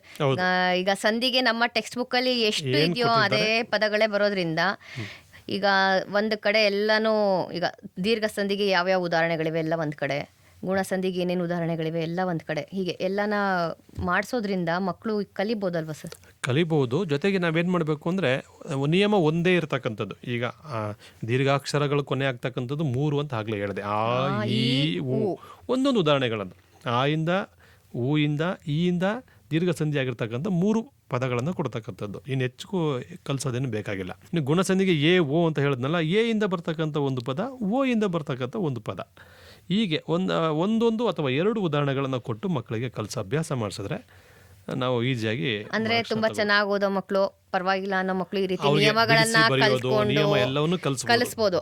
ಆದ್ರೆ ಪಾಸ್ ಆಗ್ಬೇಕು ಅನ್ನೋ ಮಕ್ಕಳಿಗೆ ನಾವ್ ಈ ರೀತಿ ಅಂದ್ರೆ ದೀರ್ಘ ಸಂಧಿಯಲ್ಲಿ ಇಷ್ಟೇ ಪದಗಳು ಬರುತ್ತೆ, ಇದಿಷ್ಟನ್ನ ಕಲ್ತ್ಕೊಳ್ಳಿ ಅಂದ್ರೆ ಎಲ್ಲವನ್ನ ಏನ್ ಮಾಡಿಸ್ಬೋದು, ಒಂದ್ ಕಡೆ ಟೇಬಲ್ ಮಾಡಿಸ್ಬಿಟ್ಟು ಅದ್ರಲ್ಲಿ ಬರ್ಸಿ ಅವುಗಳನ್ನ ಕಲಿಸ್ಬೋದಲ್ವಾ ಅಂತ ನನ್ನ ಅಭಿಪ್ರಾಯ. ನೀವು ಪದಗಳನ್ನ ಕಲಿಸಿ, ಅಲ್ಲಿ ಬಿಡಿಸಿ ಬರೆಯೋದನ್ನ ಅಭ್ಯಾಸ ಮಾಡಿಸೋದಕ್ಕಿಂತ ಅಂತಹ ಮಕ್ಕಳಿಗೆ ಸದ್ಯ ಅವರು 40+ ಮಾರ್ಕ್ಸನ್ನು ತಗೊಂಡ್ರೆ ಸಾಕು ಅಂತಕ್ಕಂಥ ಮಕ್ಕಳಿಗೆ ಉದಾಹರಣೆಗಳನ್ನು ಕೊಟ್ಟು ಅದನ್ನು ಅಭ್ಯಾಸ ಮಾಡಿಸಿದ್ರೆ ಸಾಕಾಗುತ್ತೆ. ಅದೇ ಥರ ಬರ್ತಕ್ಕಂಥ ಶಬ್ದಗಳೆಲ್ಲವೂ ಕೂಡ ಯಾವ್ಯಾವ ಸಂಧಿಗೆ ಅಂತ ಡಿಸೈಡ್ ಮಾಡಿ ಬರೆಯೋ ರೀತಿಯಲ್ಲಿ ಕಲಿಸಿದ್ರೆ ಸಾಕಾಗತ್ತೆ. ಹಾಗೆ ಸಮಾಸಕ್ಕೆ ಬಂದರೂ ಕೂಡ ಹಾಗೇನೆ, ಅಲ್ಲೂ ಕೂಡ ನಾವು ಸಮಾಸದಲ್ಲಿ ಪೂರ್ವ ಪದ ಉತ್ತರ ಪದ ಅಂತ 2 ಪ್ರಧಾನವಾಗಿರ್ತವೆ. ಅದನ್ನು ನಾವು ಹೆಚ್ಚು ಅಂಕ ಪಡ್ತಕ್ಕಂಥ ಮಕ್ಕಳಿಗೆ ನಾವು ಹೇಳೋಣ. ಆದರೆ ಸ್ವಲ್ಪ ಕಷ್ಟಪಡ್ತಾ ಇರ್ತಾರಲ್ಲ ಅಂಥ ಮಕ್ಕಳಿಗೆ 2 ಪದ ಬಿಡಿಸಿ ಬರೆದಾಗ ಏನಾದ್ರು ಕಾರಕ ಚಿಹ್ನೆಗಳು ಬಂದರೆ ಮಧ್ಯದಲ್ಲಿ ಅದನ್ನು ತತ್ಪುರುಷ ಸಮಾಸ ಅಂತಲೂ, ಪೂರ್ವ ಪದದಲ್ಲಿ ಏನಾದರೂ ವಿಶೇಷಣಗಳು ಬಂದರೆ ಕರ್ಮಧಾರಯ ಸಮಾಸ ಅಂತಲೂ, ಪೂರ್ವ ಪದದಲ್ಲಿ ಏನಾದರೂ ಸಂಖ್ಯೆ ಬಂದರೆ ಅದನ್ನು ದ್ವಿಗು ಸಮಾಸ ಅಂತಲೂ, ಪೂರ್ವ ಪದದಲ್ಲಿ ಏನಾದರೂ ಅವ್ಯಯ ಇದ್ದರೆ ಅದು ಅವ್ಯಯ ಭಾವ ಸಮಾಸ ಅಂತ. ಅವ್ಯಯಗಳನ್ನು ಹೇಳ್ಕೊಟ್ಬಿಡ್ಬೋದಲ್ಲ? ಹೌದು, ಅವ್ಯಯಗಳು ಕಡಿಮೆ ಇದ್ದಾವೆ, ಕಡಿಮೆ ಇದ್ದಾವೆ. ಆ ಅವ್ಯಯ ಪದಗಳನ್ನು ನಾವು ಹೇಳ್ಕೊಟ್ರೆ ಸಾಕು. ಆ ಅವ್ಯಯ ಪದಗಳಿಂದಲೂ ಕೂಡ ಗುರುತಿಸಿ ಒಂದು ಉತ್ತರ ಪದದ ಅರ್ಥ ಹುಡ್ಕೋದೇ ಬೇಕಾಗಿಲ್ಲ ಮಗು. ಅವ್ಯಯ ಗೊತ್ತಾಗ್ಬಿಟ್ರೆ ಸಾಕು, ಮಗುಗೆ ಬರ್ದ್ಬಿಡ್ಬೋದು. ಯಥಾಶಕ್ತಿ ಭರ್ಪೇಟಿತ ಪದಗಳದ್ದು ಇರ್ತಾವಲ್ಲ ಅದನ್ನ ಉದಾಹರಣೆಗಳು ಕೊಟ್ಟು ನಾವು ಹೇಳ್ಬಿಡ್ಬೋದು. ಅಂದ್ರೆ ಯಥಾ, ಬರ್ರೋ, ಪೇ, ಈ ತರ ಬಂದ್ರೆ ಸ್ಟಾರ್ಟಿಂಗ್ ಅಲ್ಲಿ ಅದು ಅವ್ಯಯಭಾವ ಸಮಾಸ ಆಗಿರುತ್ತೆ ಅಂತಕ್ಕಂಥದ್ದನ್ನ ಹೇಳಬೇಕು. ಜೊತೆಗೆ ಸದಾ ಕೇಳ್ತಾ ಇರ್ತಕ್ಕಂಥ ಪ್ರಶ್ನೆಗಳಂದ್ರೆ ಈಸಿಯಾಗಿ ಮಾರ್ಕ್ಸ್ ತಗೊಳ್ಳೋದಕ್ಕೆ ಇನ್ನೊಂದು ದ್ವಂದ್ವ ಸಮಾಸ ಅಂತಿದೆ. ಪೂರ್ವ ಪದ ಮತ್ತು ಉತ್ತರ ಪದ 2 ಪ್ರಧಾನ ಆಗಿರ್ತವೆ. ಬಹುಶಃ ಮಕ್ಕಳಿಗೆ ಆ ವಿಚಾರವನ್ನು ಹೇಳದೇ ಇದ್ರೂ ಕೂಡ 2 ಪದಗಳ ನಡುವೆ ಒಂದು ಐಫನ್ ಬಂದಿರುತ್ತೆ ಅಂತಕ್ಕಂಥ ಕ್ಲೂ, ಯೋಜಕ ಚಿಹ್ನೆ ಇರುತ್ತೆ ಅಂತಕ್ಕಂಥದ್ದು ಉದಾಹರಣೆಗಳನ್ನ ಕೊಡ್ತದೆ. ಮಾತಾ ಪಿತಾ, ಭಾಯ ಬೆಹನ್ ಈ ಥರದ ಪದಗಳನ್ನು ಕೊಟ್ಟರೆ ಆ ಮಗು ಸರಳವಾಗಿ ದ್ವಂದ್ವ ಸಮಾಸವನ್ನ ಕಲಿಸೋದ್ರ ಜೊತೆಗೆ ಒಂದು ವಿರಾಮ ಚಿಹ್ನೆಯನ್ನು ಹೇಳ್ಕೊಟ್ಬಿಡ್ಬೋದು ಮಕ್ಕಳಿಗೆ. ಯೋಜಕ ಚಿಹ್ನೆ ಪರಿಚಯ ಆಗುತ್ತೆ. ವಿರಾಮ ಚಿಹ್ನೆಯಲ್ಲಿ ಸಾಮಾನ್ಯವಾಗಿ ಕೇಳ್ತಕ್ಕಂಥದ್ದು ಪೂರ್ಣ ವಿರಾಮ, ಪ್ರಶ್ನಾರ್ಥಕ ಮತ್ತು ವಿಸ್ಮಯಾದಿ ಬೋಧಕ. ಅಲ್ಲೂ ಕೂಡ ಅಂಕ ತಗೋಬಹುದು. ಸರ್, ದ್ವಂದ್ವ ಸಮಾಸ ಆದಮೇಲೆ ಅತಿ ಹೆಚ್ಚು ಕೇಳಿರುವಂಥದ್ದು ತತ್ಪುರುಷ ಸಮಾಸ. ಹೌದು, ಈಗ ಪ್ರಶ್ನೆ ಪತ್ರಿಕೆ ನೋಡಿದ್ರೂ ಕೂಡ ಗೊತ್ತಾಗುತ್ತೆ ತತ್ಪುರುಷ ಸಮಾಸ. ನೀವೇ ಹೇಳ್ದಾಗೆ ಅಲ್ಲಿ ರಾಜಮಹಲು, ರಾಜ್ಕುಮಾರು, ರಾಜ್ಕುಮಾರಿ, ರಾಷ್ಟ್ರಪ್ರೇಮೋ, ದೇಶಪ್ರೇಮೋ ಈ ಥರದ ಪದಗಳು ಕನ್ನಡದಲ್ಲೂ ಬಳಕೆಯಾಗಿರ್ತವೆ. ನೀವು ಹಿಂದಿನಲ್ಲಿ ಬಿಡ್ಸೋಕ್ಕಾಗಿಲ್ಲ ಅಂತಂದರೆ ಅದನ್ನು ಕನ್ನಡದಲ್ಲೇ ಬಿಡಿಸಿ ದೇಶ ಪ್ರೇಮ, ದೇಶದಲ್ಲಿ ಪ್ರೇಮ ಆಗ್ಬೋದು, ರಾಜನ ಮಗ ಆಗ್ಬೋದು, ರಾಜನ ಮಗಳು ಆಗ್ಬೋದು. ಈ ಥರದ ಬಿಡಿಸಿ ನಮಗೆ ಅಲ್ಲಿ ವಿಭಕ್ತಿ ಪ್ರತ್ಯಯಗಳು ಬರ್ತವೆ. ಅದರಿಂದ ಅದನ್ನ ತತ್ಪುರುಷ ಸಮಾಸ ಅಂತ ಹೇಳಿ ಸರಳವಾಗಿ ಗುರುತಿಸ್ಬೋದು. ಸರ್, ಈಗ ಕಾರಕದ ಬಗ್ಗೆ ಪ್ರಶ್ನೆ ಬರೋದ್ರಿಂದ ಅಲ್ಲಿ ಏನು ಪ್ರಶ್ನೆಗಳು ಬರ್ಬೋದು? ಸಾಮಾನ್ಯವಾಗಿ ಕಾರಕ್ಕೆ ಸಂಬಂಧಪಟ್ಟಿರ್ತಕ್ಕಂಥ ಪ್ರಶ್ನೆಗಳು ಬರ್ತಕ್ಕಂಥದ್ದು ಒಂದು ದೀರ್ಘ ಕಿ, ಇನ್ನೊಂದು ಸೆ, ಇನ್ನೊಂದು ಕೋ. ಈ 3 ಅಂಶಗಳನ್ನು ಹೆಚ್ಚು ಕುರಿತಂತಹ ವಾಕ್ಯಗಳು ಬರ್ತವೆ. ಆಯ್ತಾ? ಸೇ ಜಾಸ್ತಿ ಕೊಟ್ಟಿದ್ದಾರೆ ಅಲ್ಲ ಸರ್? ಅದರಲ್ಲಿ ಸೇ ಅಂತಕ್ಕಂಥ ಜಾಸ್ತಿ ಕೊಟ್ಟಿದ್ದಾರೆ. ಈ ಸರಳು ಕೂಡ ಪ್ರಶ್ನೆ ಪತ್ರಿಕೆ ನೋಡೋದು ಗೊತ್ತಾಗುತ್ತೆ. ಏನು ಆಪ್ ಸಾಧಾರಣ ರೋಬೋಟ್ ಸೇ ಭೀ ಕಾಮ್ ಅಂತಕ್ಕಂಥ ಪ್ರಶ್ನೆ. ಸರ್, ಇದೇ ರೀತಿ ಬರುತ್ತಾ ಅಥವಾ ಒಂದು ಸೆಂಟೆನ್ಸ್ ಅನ್ನ ಕೊಟ್ಬಿಟ್ಟು ಕಾರಕವನ್ನ ಮಾರ್ಕ್ ಮಾಡಿ ಇದು ಯಾವ ಕಾರಕ ಅಂತ ಕೇಳ್ಬೋದು, ಆ ರೀತಿನೂ ಬರುತ್ತಾ? ಇಲ್ಲ, ನಮ್ಮಲ್ಲಿ ಇದು ಯಾವ ಕಾರಕ ಅಂತ ಕೇಳೋದು ಕಡಿಮೆ, ಅಂದರೆ ಕೇಳೋದೇ ಇಲ್ಲ ಅಂತ ಅನ್ಕೋಬೋದು. ಯಾಕೆಂದರೆ ಕಾರಕ ಚಿಹ್ನೆಯನ್ನು ಅಲ್ಲಿ ಆ ಬಿಟ್ಟ ಜಾಗದಲ್ಲಿ ಯಾವ ಸರಿಯಾದ ಕಾರಕ ಚಿಹ್ನೆಯನ್ನು ಇಡಬೇಕು ಅಂತಕ್ಕಂಥದ್ದು ಪ್ರಶ್ನೆಯನ್ನು ಮಾತ್ರ ಕೇಳ್ತಾರೆ. ಹಾಗಾಗಿ ಆ ಕಾರಕ ಚಿಹ್ನೆಗಳ ಸೇ, ಕೋ ಮತ್ತು ಕೀ ಅಂತಕ್ಕಂಥದ್ದಕ್ಕೆ ಕಲಿಸಿದ್ರೆ ಸಾಕು. ಒಮ್ಮೊಮ್ಮೆ ಏನಾಗುತ್ತೆ, ಹ್ರಸ್ವ ಕೀ ಮತ್ತು ದೀರ್ಘ ಕೀಯನ್ನು ಕುರಿತು ಕೇಳಿಬಿಡ್ತಾನೆ. ಮಕ್ಕಳಿಗೆ ಕನ್ಫ್ಯೂಷನ್ ಇರೋದು ಕೂಡ ಅಲ್ಲೇನೆ ಪ್ರಶ್ನೆಯಲ್ಲಿ. ಹೌದು, ಹಾಗಾಗಿ ಆ ಥರದ ಸ್ವಲ್ಪ ಅಭ್ಯಾಸವನ್ನು ಮಾಡಿಸೋದ್ರಾಗುತ್ತೆ. ದೀರ್ಘಕಿ ಅಂತಕ್ಕಂಥದ್ದು ಸಂಬಂಧಕಾರಕ ಅದ್ರ ಬಗ್ಗೆ ಹೇಳಬೇಕಾಗತ್ತೆ. ಹ್ರಸ್ವಕಿ ಅದು ಯೋಜಕ ಆಗಿರುತ್ತೆ ಅನ್ನೋದನ್ನು ಹೇಳಬೇಕಾಗತ್ತೆ. ಸರ್, ವಿರಾಮ ಚಿಹ್ನೆಗಳ ಬಗ್ಗೆ ಮಾತಾಡ್ತಿದ್ವಿ, ವಿರಾಮ ಚಿಹ್ನೆಗಳ ಬಗ್ಗೆನೂ ಹೇಳಿಬಿಡೋಣ ಸರ್ ಇಲ್ಲಿ. ಖಂಡಿತ ಮೇಡಮ್. ವಿರಾಮ ಚಿಹ್ನೆಗಳಲ್ಲಿ ನಾನು ಆಗಲೇ ಹೇಳಿದಾಗೆ 3 ವಿಚಾರಗಳನ್ನು ಹೆಚ್ಚು ಕೊಡ್ತಕ್ಕಂಥದ್ದು. ಒಂದು ಪೂರ್ಣ ವಿರಾಮ, ಒಂದು ಪ್ರಶ್ನಾರ್ಥಕ, ಮತ್ತೊಂದು ವಿಸ್ಮಯಾದಿ ಬೋಧಕ.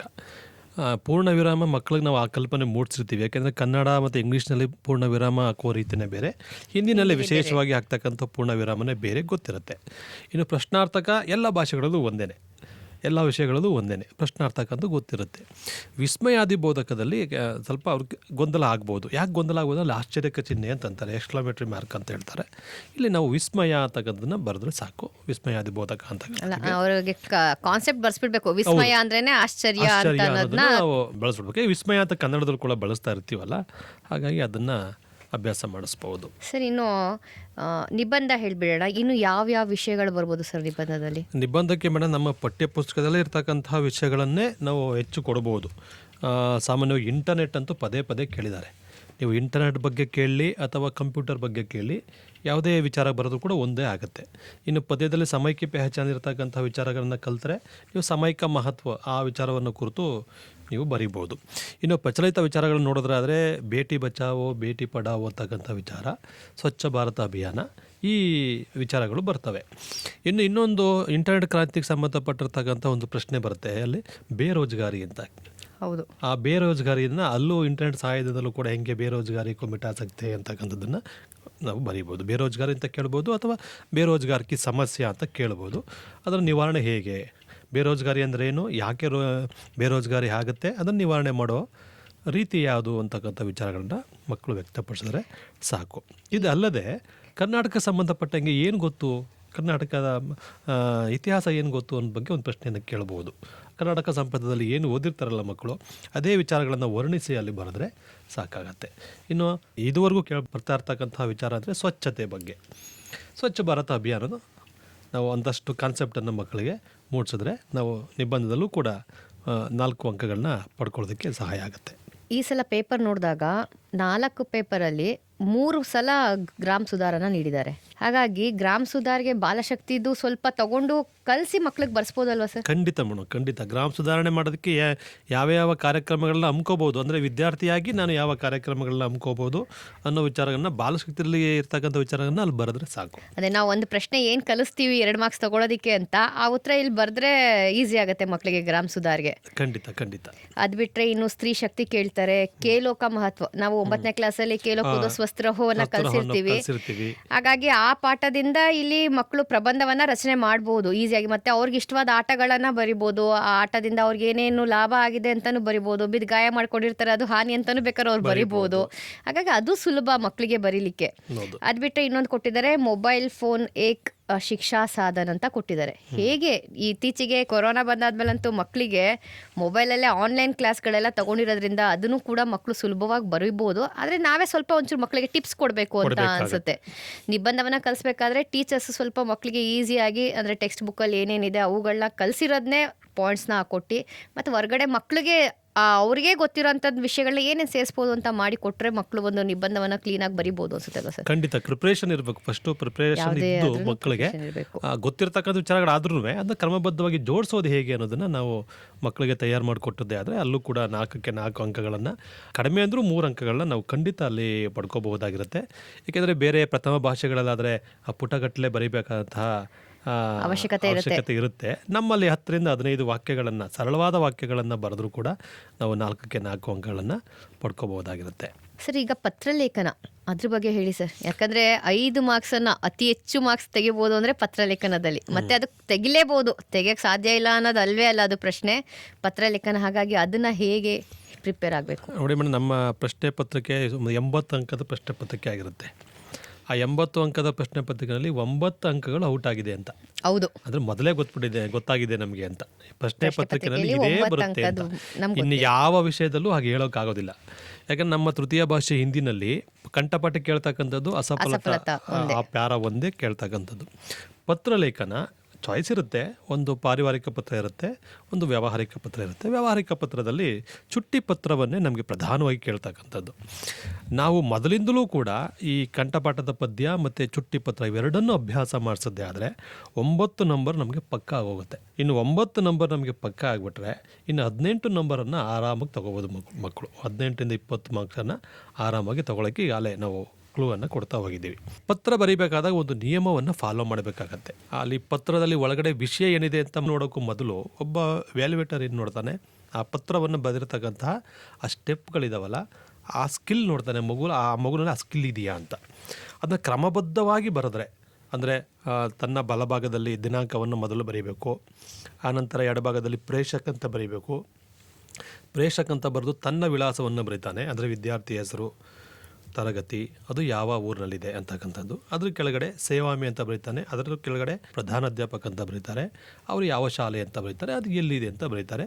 ಅದಾದಮೇಲೆ ಯಾವಾಗಲೂ ಸಂಬೋಧನೆಯನ್ನು ಬರೀಬೇಕು. ಕೆಲವು ಪುಸ್ತಕಗಳಲ್ಲಿ ವಿಷಯ ಮೊದಲು ಸಂಬೋಧನೆ ಆಮೇಲೆ ಬಂದಿದೆ. ನಾವು ಮೊದಲು ಸಂಬೋಧನೆಯನ್ನು ಬರೀಬೇಕು. ಟೆಕ್ಸ್ಟ್ ಬುಕ್ಕಲ್ಲಿ ಆ ರೀತಿ ಆಗೋಗಿದೆ. ಸಂಬೋಧನೆಯನ್ನು ಬರೀಬೇಕು, ಆಮೇಲೆ ವಿಷಯವನ್ನು ಬರೀಬೇಕು. ವಿಷಯದಲ್ಲಿ ಅತಿ ದೀರ್ಘವಾಗಿ ಏನು ಬಾಡಿ ಆಫ್ ದ ಲೆಟರಲ್ಲಿ ಏನು ವಿಚಾರ ಇರುತ್ತೆ ಎಲ್ಲವನ್ನೂ ಅಲ್ಲಿ ಬರೆಯೋ ಅವಶ್ಯಕತೆ ಇಲ್ಲ. 3 ದಿನಕ್ಕೆ ಚುಟ್ಟಿ ಮಾಂಗ್ತವೆ, 3 ದಿನವೂ ಬೇಕಾಗಿಲ್ಲ. ಅಲ್ಲಿ ಚುಟ್ಟಿ ಮಾಂಗ್ತೇ ಹೋಗಿ ನಿವೇದನ ಪತ್ರ, ಇಷ್ಟೇ ಸಾಕು ವಿಷಯದಲ್ಲಿ. ಆಮೇಲೆ ಅದರ ಕೆಳಗಡೆ ಬಾಡಿ ಆಫ್ ದ ಲೆಟರ್ನಲ್ಲಿ ಉಪಯುಕ್ತ ವಿಷಯ ಸೆ ಸಂಬಂಧಿ ಸಾಪ್ತೆ ನಿವೇದನ ಹೈಕೆ ಅಂತ ಶುರು ಮಾಡಿಬಿಟ್ಟು ತಬಿಯತ್ ಟೀಕ್ ನೈ ಅಂತಲೋ ಅಥವಾ ಬಹನ್ ಕಿ ಶಾದಿ ಅಂತಲೋ ಅಥವಾ ಬಾಯಿ ಕಿ ಶಾದಿ ಅಂತಲೋ ಆ ವಿಚಾರಗಳನ್ನು, ಆ ಕಾರಣವನ್ನು ಕೊಟ್ಟು ಮೈ ಪಾಠಶಾಲಾ ನಹಿ ಆಸಕ್ತ, ಅಥವಾ ಹೆಣ್ಮಕ್ಳಾದರೆ ಪಾಠಶಾಲಾ ನಹಿ ಆಸಕ್ತಿ, ಇಸ್ಲಿಯೇ ಇಸ್ ದಿನಾಂಕ से इस दिनांक तक मुझे छुट्टी देने की कृपा करे ಅಂತಕ್ಕಂಥ ಸೆಂಟೆನ್ಸನ್ನು ಬರೆದ್ರೆ ಸಾಕು. ದೀರ್ಘವಾಗಿ ಎಳ್ಕೊಂಡು ಹೋಗೋ ಅವಶ್ಯಕತೆ ಇಲ್ಲ ಇರೋದಿಲ್ಲ. ಅದಾದ ನಂತರ ಧನ್ಯವಾದ ಅಂತಕ್ಕಂಥದ್ದು ಬರೀ ಕೆಲವು ಸಹ ಧನ್ಯವಾದ ಅಂತಲೂ ಬರೀತಾರೆ, ಅದರ ಅವಶ್ಯಕತೆ ಇಲ್ಲ. ಧನ್ಯವಾದ ಅಂತ ಬರೆದ್ರೆ ಸಾಕು. ಅದ್ರ ಕೆಳಗಡೆ ಆಪ್ಕಾ ಛಾತ್ರ ಸಾಕು. ಮೊದಲೊಂದು ಇತ್ತು ಆಜ್ಞಾಕಾರಿಣಿ, ಆಪ್ಕಾ ಆಜ್ಞಾಕಾರ ಛಾತ್ರ ಅಂತ ಇತ್ತು. ಅವೆಲ್ಲ ಏನೂ ಬೇಕಾಗಿಲ್ಲ.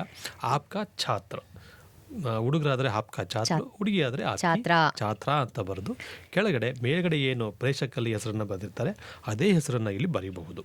ಬೇರೆ ವಿಷಯಗಳಲ್ಲಿ ಏನು ಮಾಡ್ತಾರೆ, ಹೆಸರು ಬರೀಬಾರ್ದು, ಆ ಬಾಕ ಅಂತಲೋ XYZ ಅಂತಲೋ ಬರೀತಾರಲ್ಲ, ನಮ್ಮಲ್ಲಿ ವಿಷಯವನ್ನು ಅಲ್ಲಿ ನಾವು ಯಾರು ಪತ್ರ ಬರೀತಾ ಇದ್ದಾರೆ ಅವರ ಹೆಸರನ್ನು ಕೂಡ ಅಲ್ಲಿ ಹಾಕಬಹುದು. ಇದಿಷ್ಟು ಕ್ರಮವನ್ನು ತಿಳ್ಕೊಬೇಕಾಗುತ್ತೆ. ಚುಟ್ಟಿ ಪತ್ರದಲ್ಲಿ ನಮಗೆ ಹೇಗೆ ಕೇಳ್ತಾರೆ ಅಂದರೆ ಸಕಾರಣ ದೇಕರ್ 3 दिन की ಚುಟ್ಟಿ ಮಾಂಗ್ತೇವೆ ಲಿಖಿ ಅಂತ ಕೇಳ್ತಾರೆ. ಅಥವಾ ಕೊಟ್ಟಿದ್ದಾರಾ ಅಂತ ನಾವು ನೋಡ್ಕೋಬೇಕು. ಪ್ರಶ್ನೆಯಲ್ಲಿ ಗಮನಿಸಬೇಕಾಗಿರೋದು ಸಕಾರಣ ಕೊಟ್ಬಿಟ್ಟು ಇಷ್ಟು ದಿನ ಅಂತ ಕೊಟ್ಟಿದ್ದಾರಾ, ಅಥವಾ ಏನು ಕೊಟ್ಟಿಲ್ಲ ಅಂದರೆ ನಮ್ಗೆ ಇಷ್ಟ ಬಂದಾಗ ನಾವು ಬರಿಬೋದು. ಯಾವ್ದಾದ್ರು ಸಕಾರಣ ಕೊಟ್ಬಿಟ್ಟು ಇಷ್ಟು ದಿನ ಬೇಕು ಅಂತ ಬರಿಬೋದು.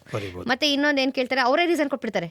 ಬಡಿ ಬಹನ್ ಕಿ ಶಾದಿ ಮೇ ಜಾನೆ ಕೆ ಲಿಯೆ ಅಥವಾ ಬಾಯಿ ಕಿ ಶಾದಿ ಮೇ ಜಾನೆ ಕೆ ಲಿಯೆ ಅಥವಾ ತಬಿಯತ್ ಅಸ್ವಸ್ಥ ಈ ಥರ ರೀಸನ್ ಅವರೇ ಕೊಟ್ಬಿಟ್ಟಿದ್ರೆ ಆ ರೀಸನ್ಗಳನ್ನ ಬರಿಬೇಕಾಗುತ್ತೆ. ಅದೊಂದನ್ನು ಮಾತ್ರ ನಾವು ಚುಟ್ಟಿ ಪತ್ರದಲ್ಲಿ ಗಮನ ಹರಿಸಬೇಕಾಗುತ್ತೆ. ಖಂಡಿತ. ಯಾಕಂದ್ರೆ ಈಗ ಕನ್ನಡದಲ್ಲಿ ಏನ್ ಮಾಡ್ತಾರೆ, ನೀವು ಈ ವ್ಯಕ್ತಿ ಅನ್ಕೊಂಡು ಈ ಊರಿನವರು ಅಂತ ಭಾವಿಸ್ಕೊಂಡು ಈ ಕಲ್ಪನೆ ಮಾಡ್ಕೊಂಡು ಪತ್ರ ಬರೀರಿ ಅಂತ ಇರ್ತಾರೆ.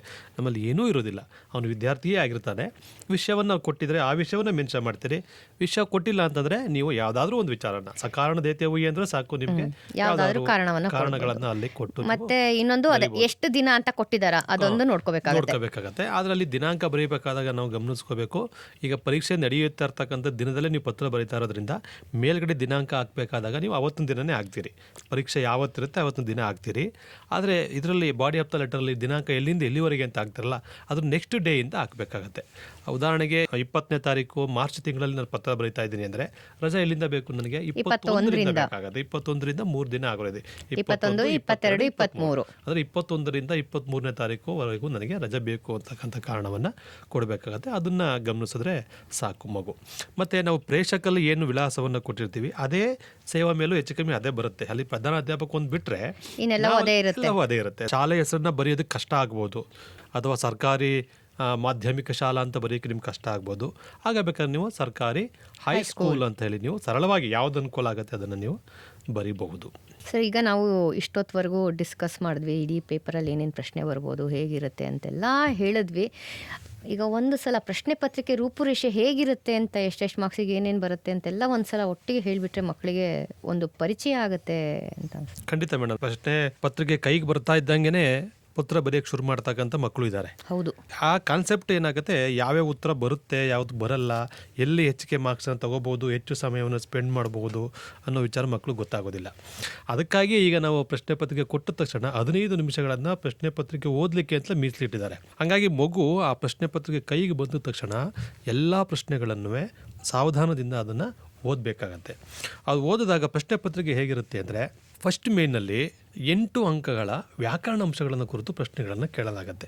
ಅದು ಒಂದು ಪ್ರಶ್ನೆಗೆ ಒಂದು ನೇರ ಉತ್ತರಕ್ಕೆ 1 ಅಂಕಗಳನ್ನ ಕೊಡ್ತಾರೆ. ಅದಾದಮೇಲೆ ಸೆಕೆಂಡ್ ಮೇನ್ ಬರ್ತಕ್ಕಂಥದ್ದು ಅನುರೂಪತ ಅಂತ ಹೇಳಿ, ಅಲ್ಲಿ 4 ಪ್ರಶ್ನೆಗಳನ್ನು ಕೇಳ್ತಾರೆ. ಅನುರೂಪದಲ್ಲಿ 4 ಪ್ರಶ್ನೆಗಳನ್ನು ಕೇಳ್ತಾರೆ. ಅದಾದ ನಂತರ ಒಂದೊಂದು ವಾಕ್ಯದಲ್ಲಿ ಉತ್ತರಿಸಿ ಅಂತಕ್ಕಂತಹ 4 ಪ್ರಶ್ನೆಗಳನ್ನು ಕೇಳ್ತಾರೆ. ಆ 4 ಪ್ರಶ್ನೆಗಳು ಕೂಡ ಅಲ್ಲಿ ವಾಕ್ಯ ಮಾಡಿಯೂ ಬರಿಬೋದು.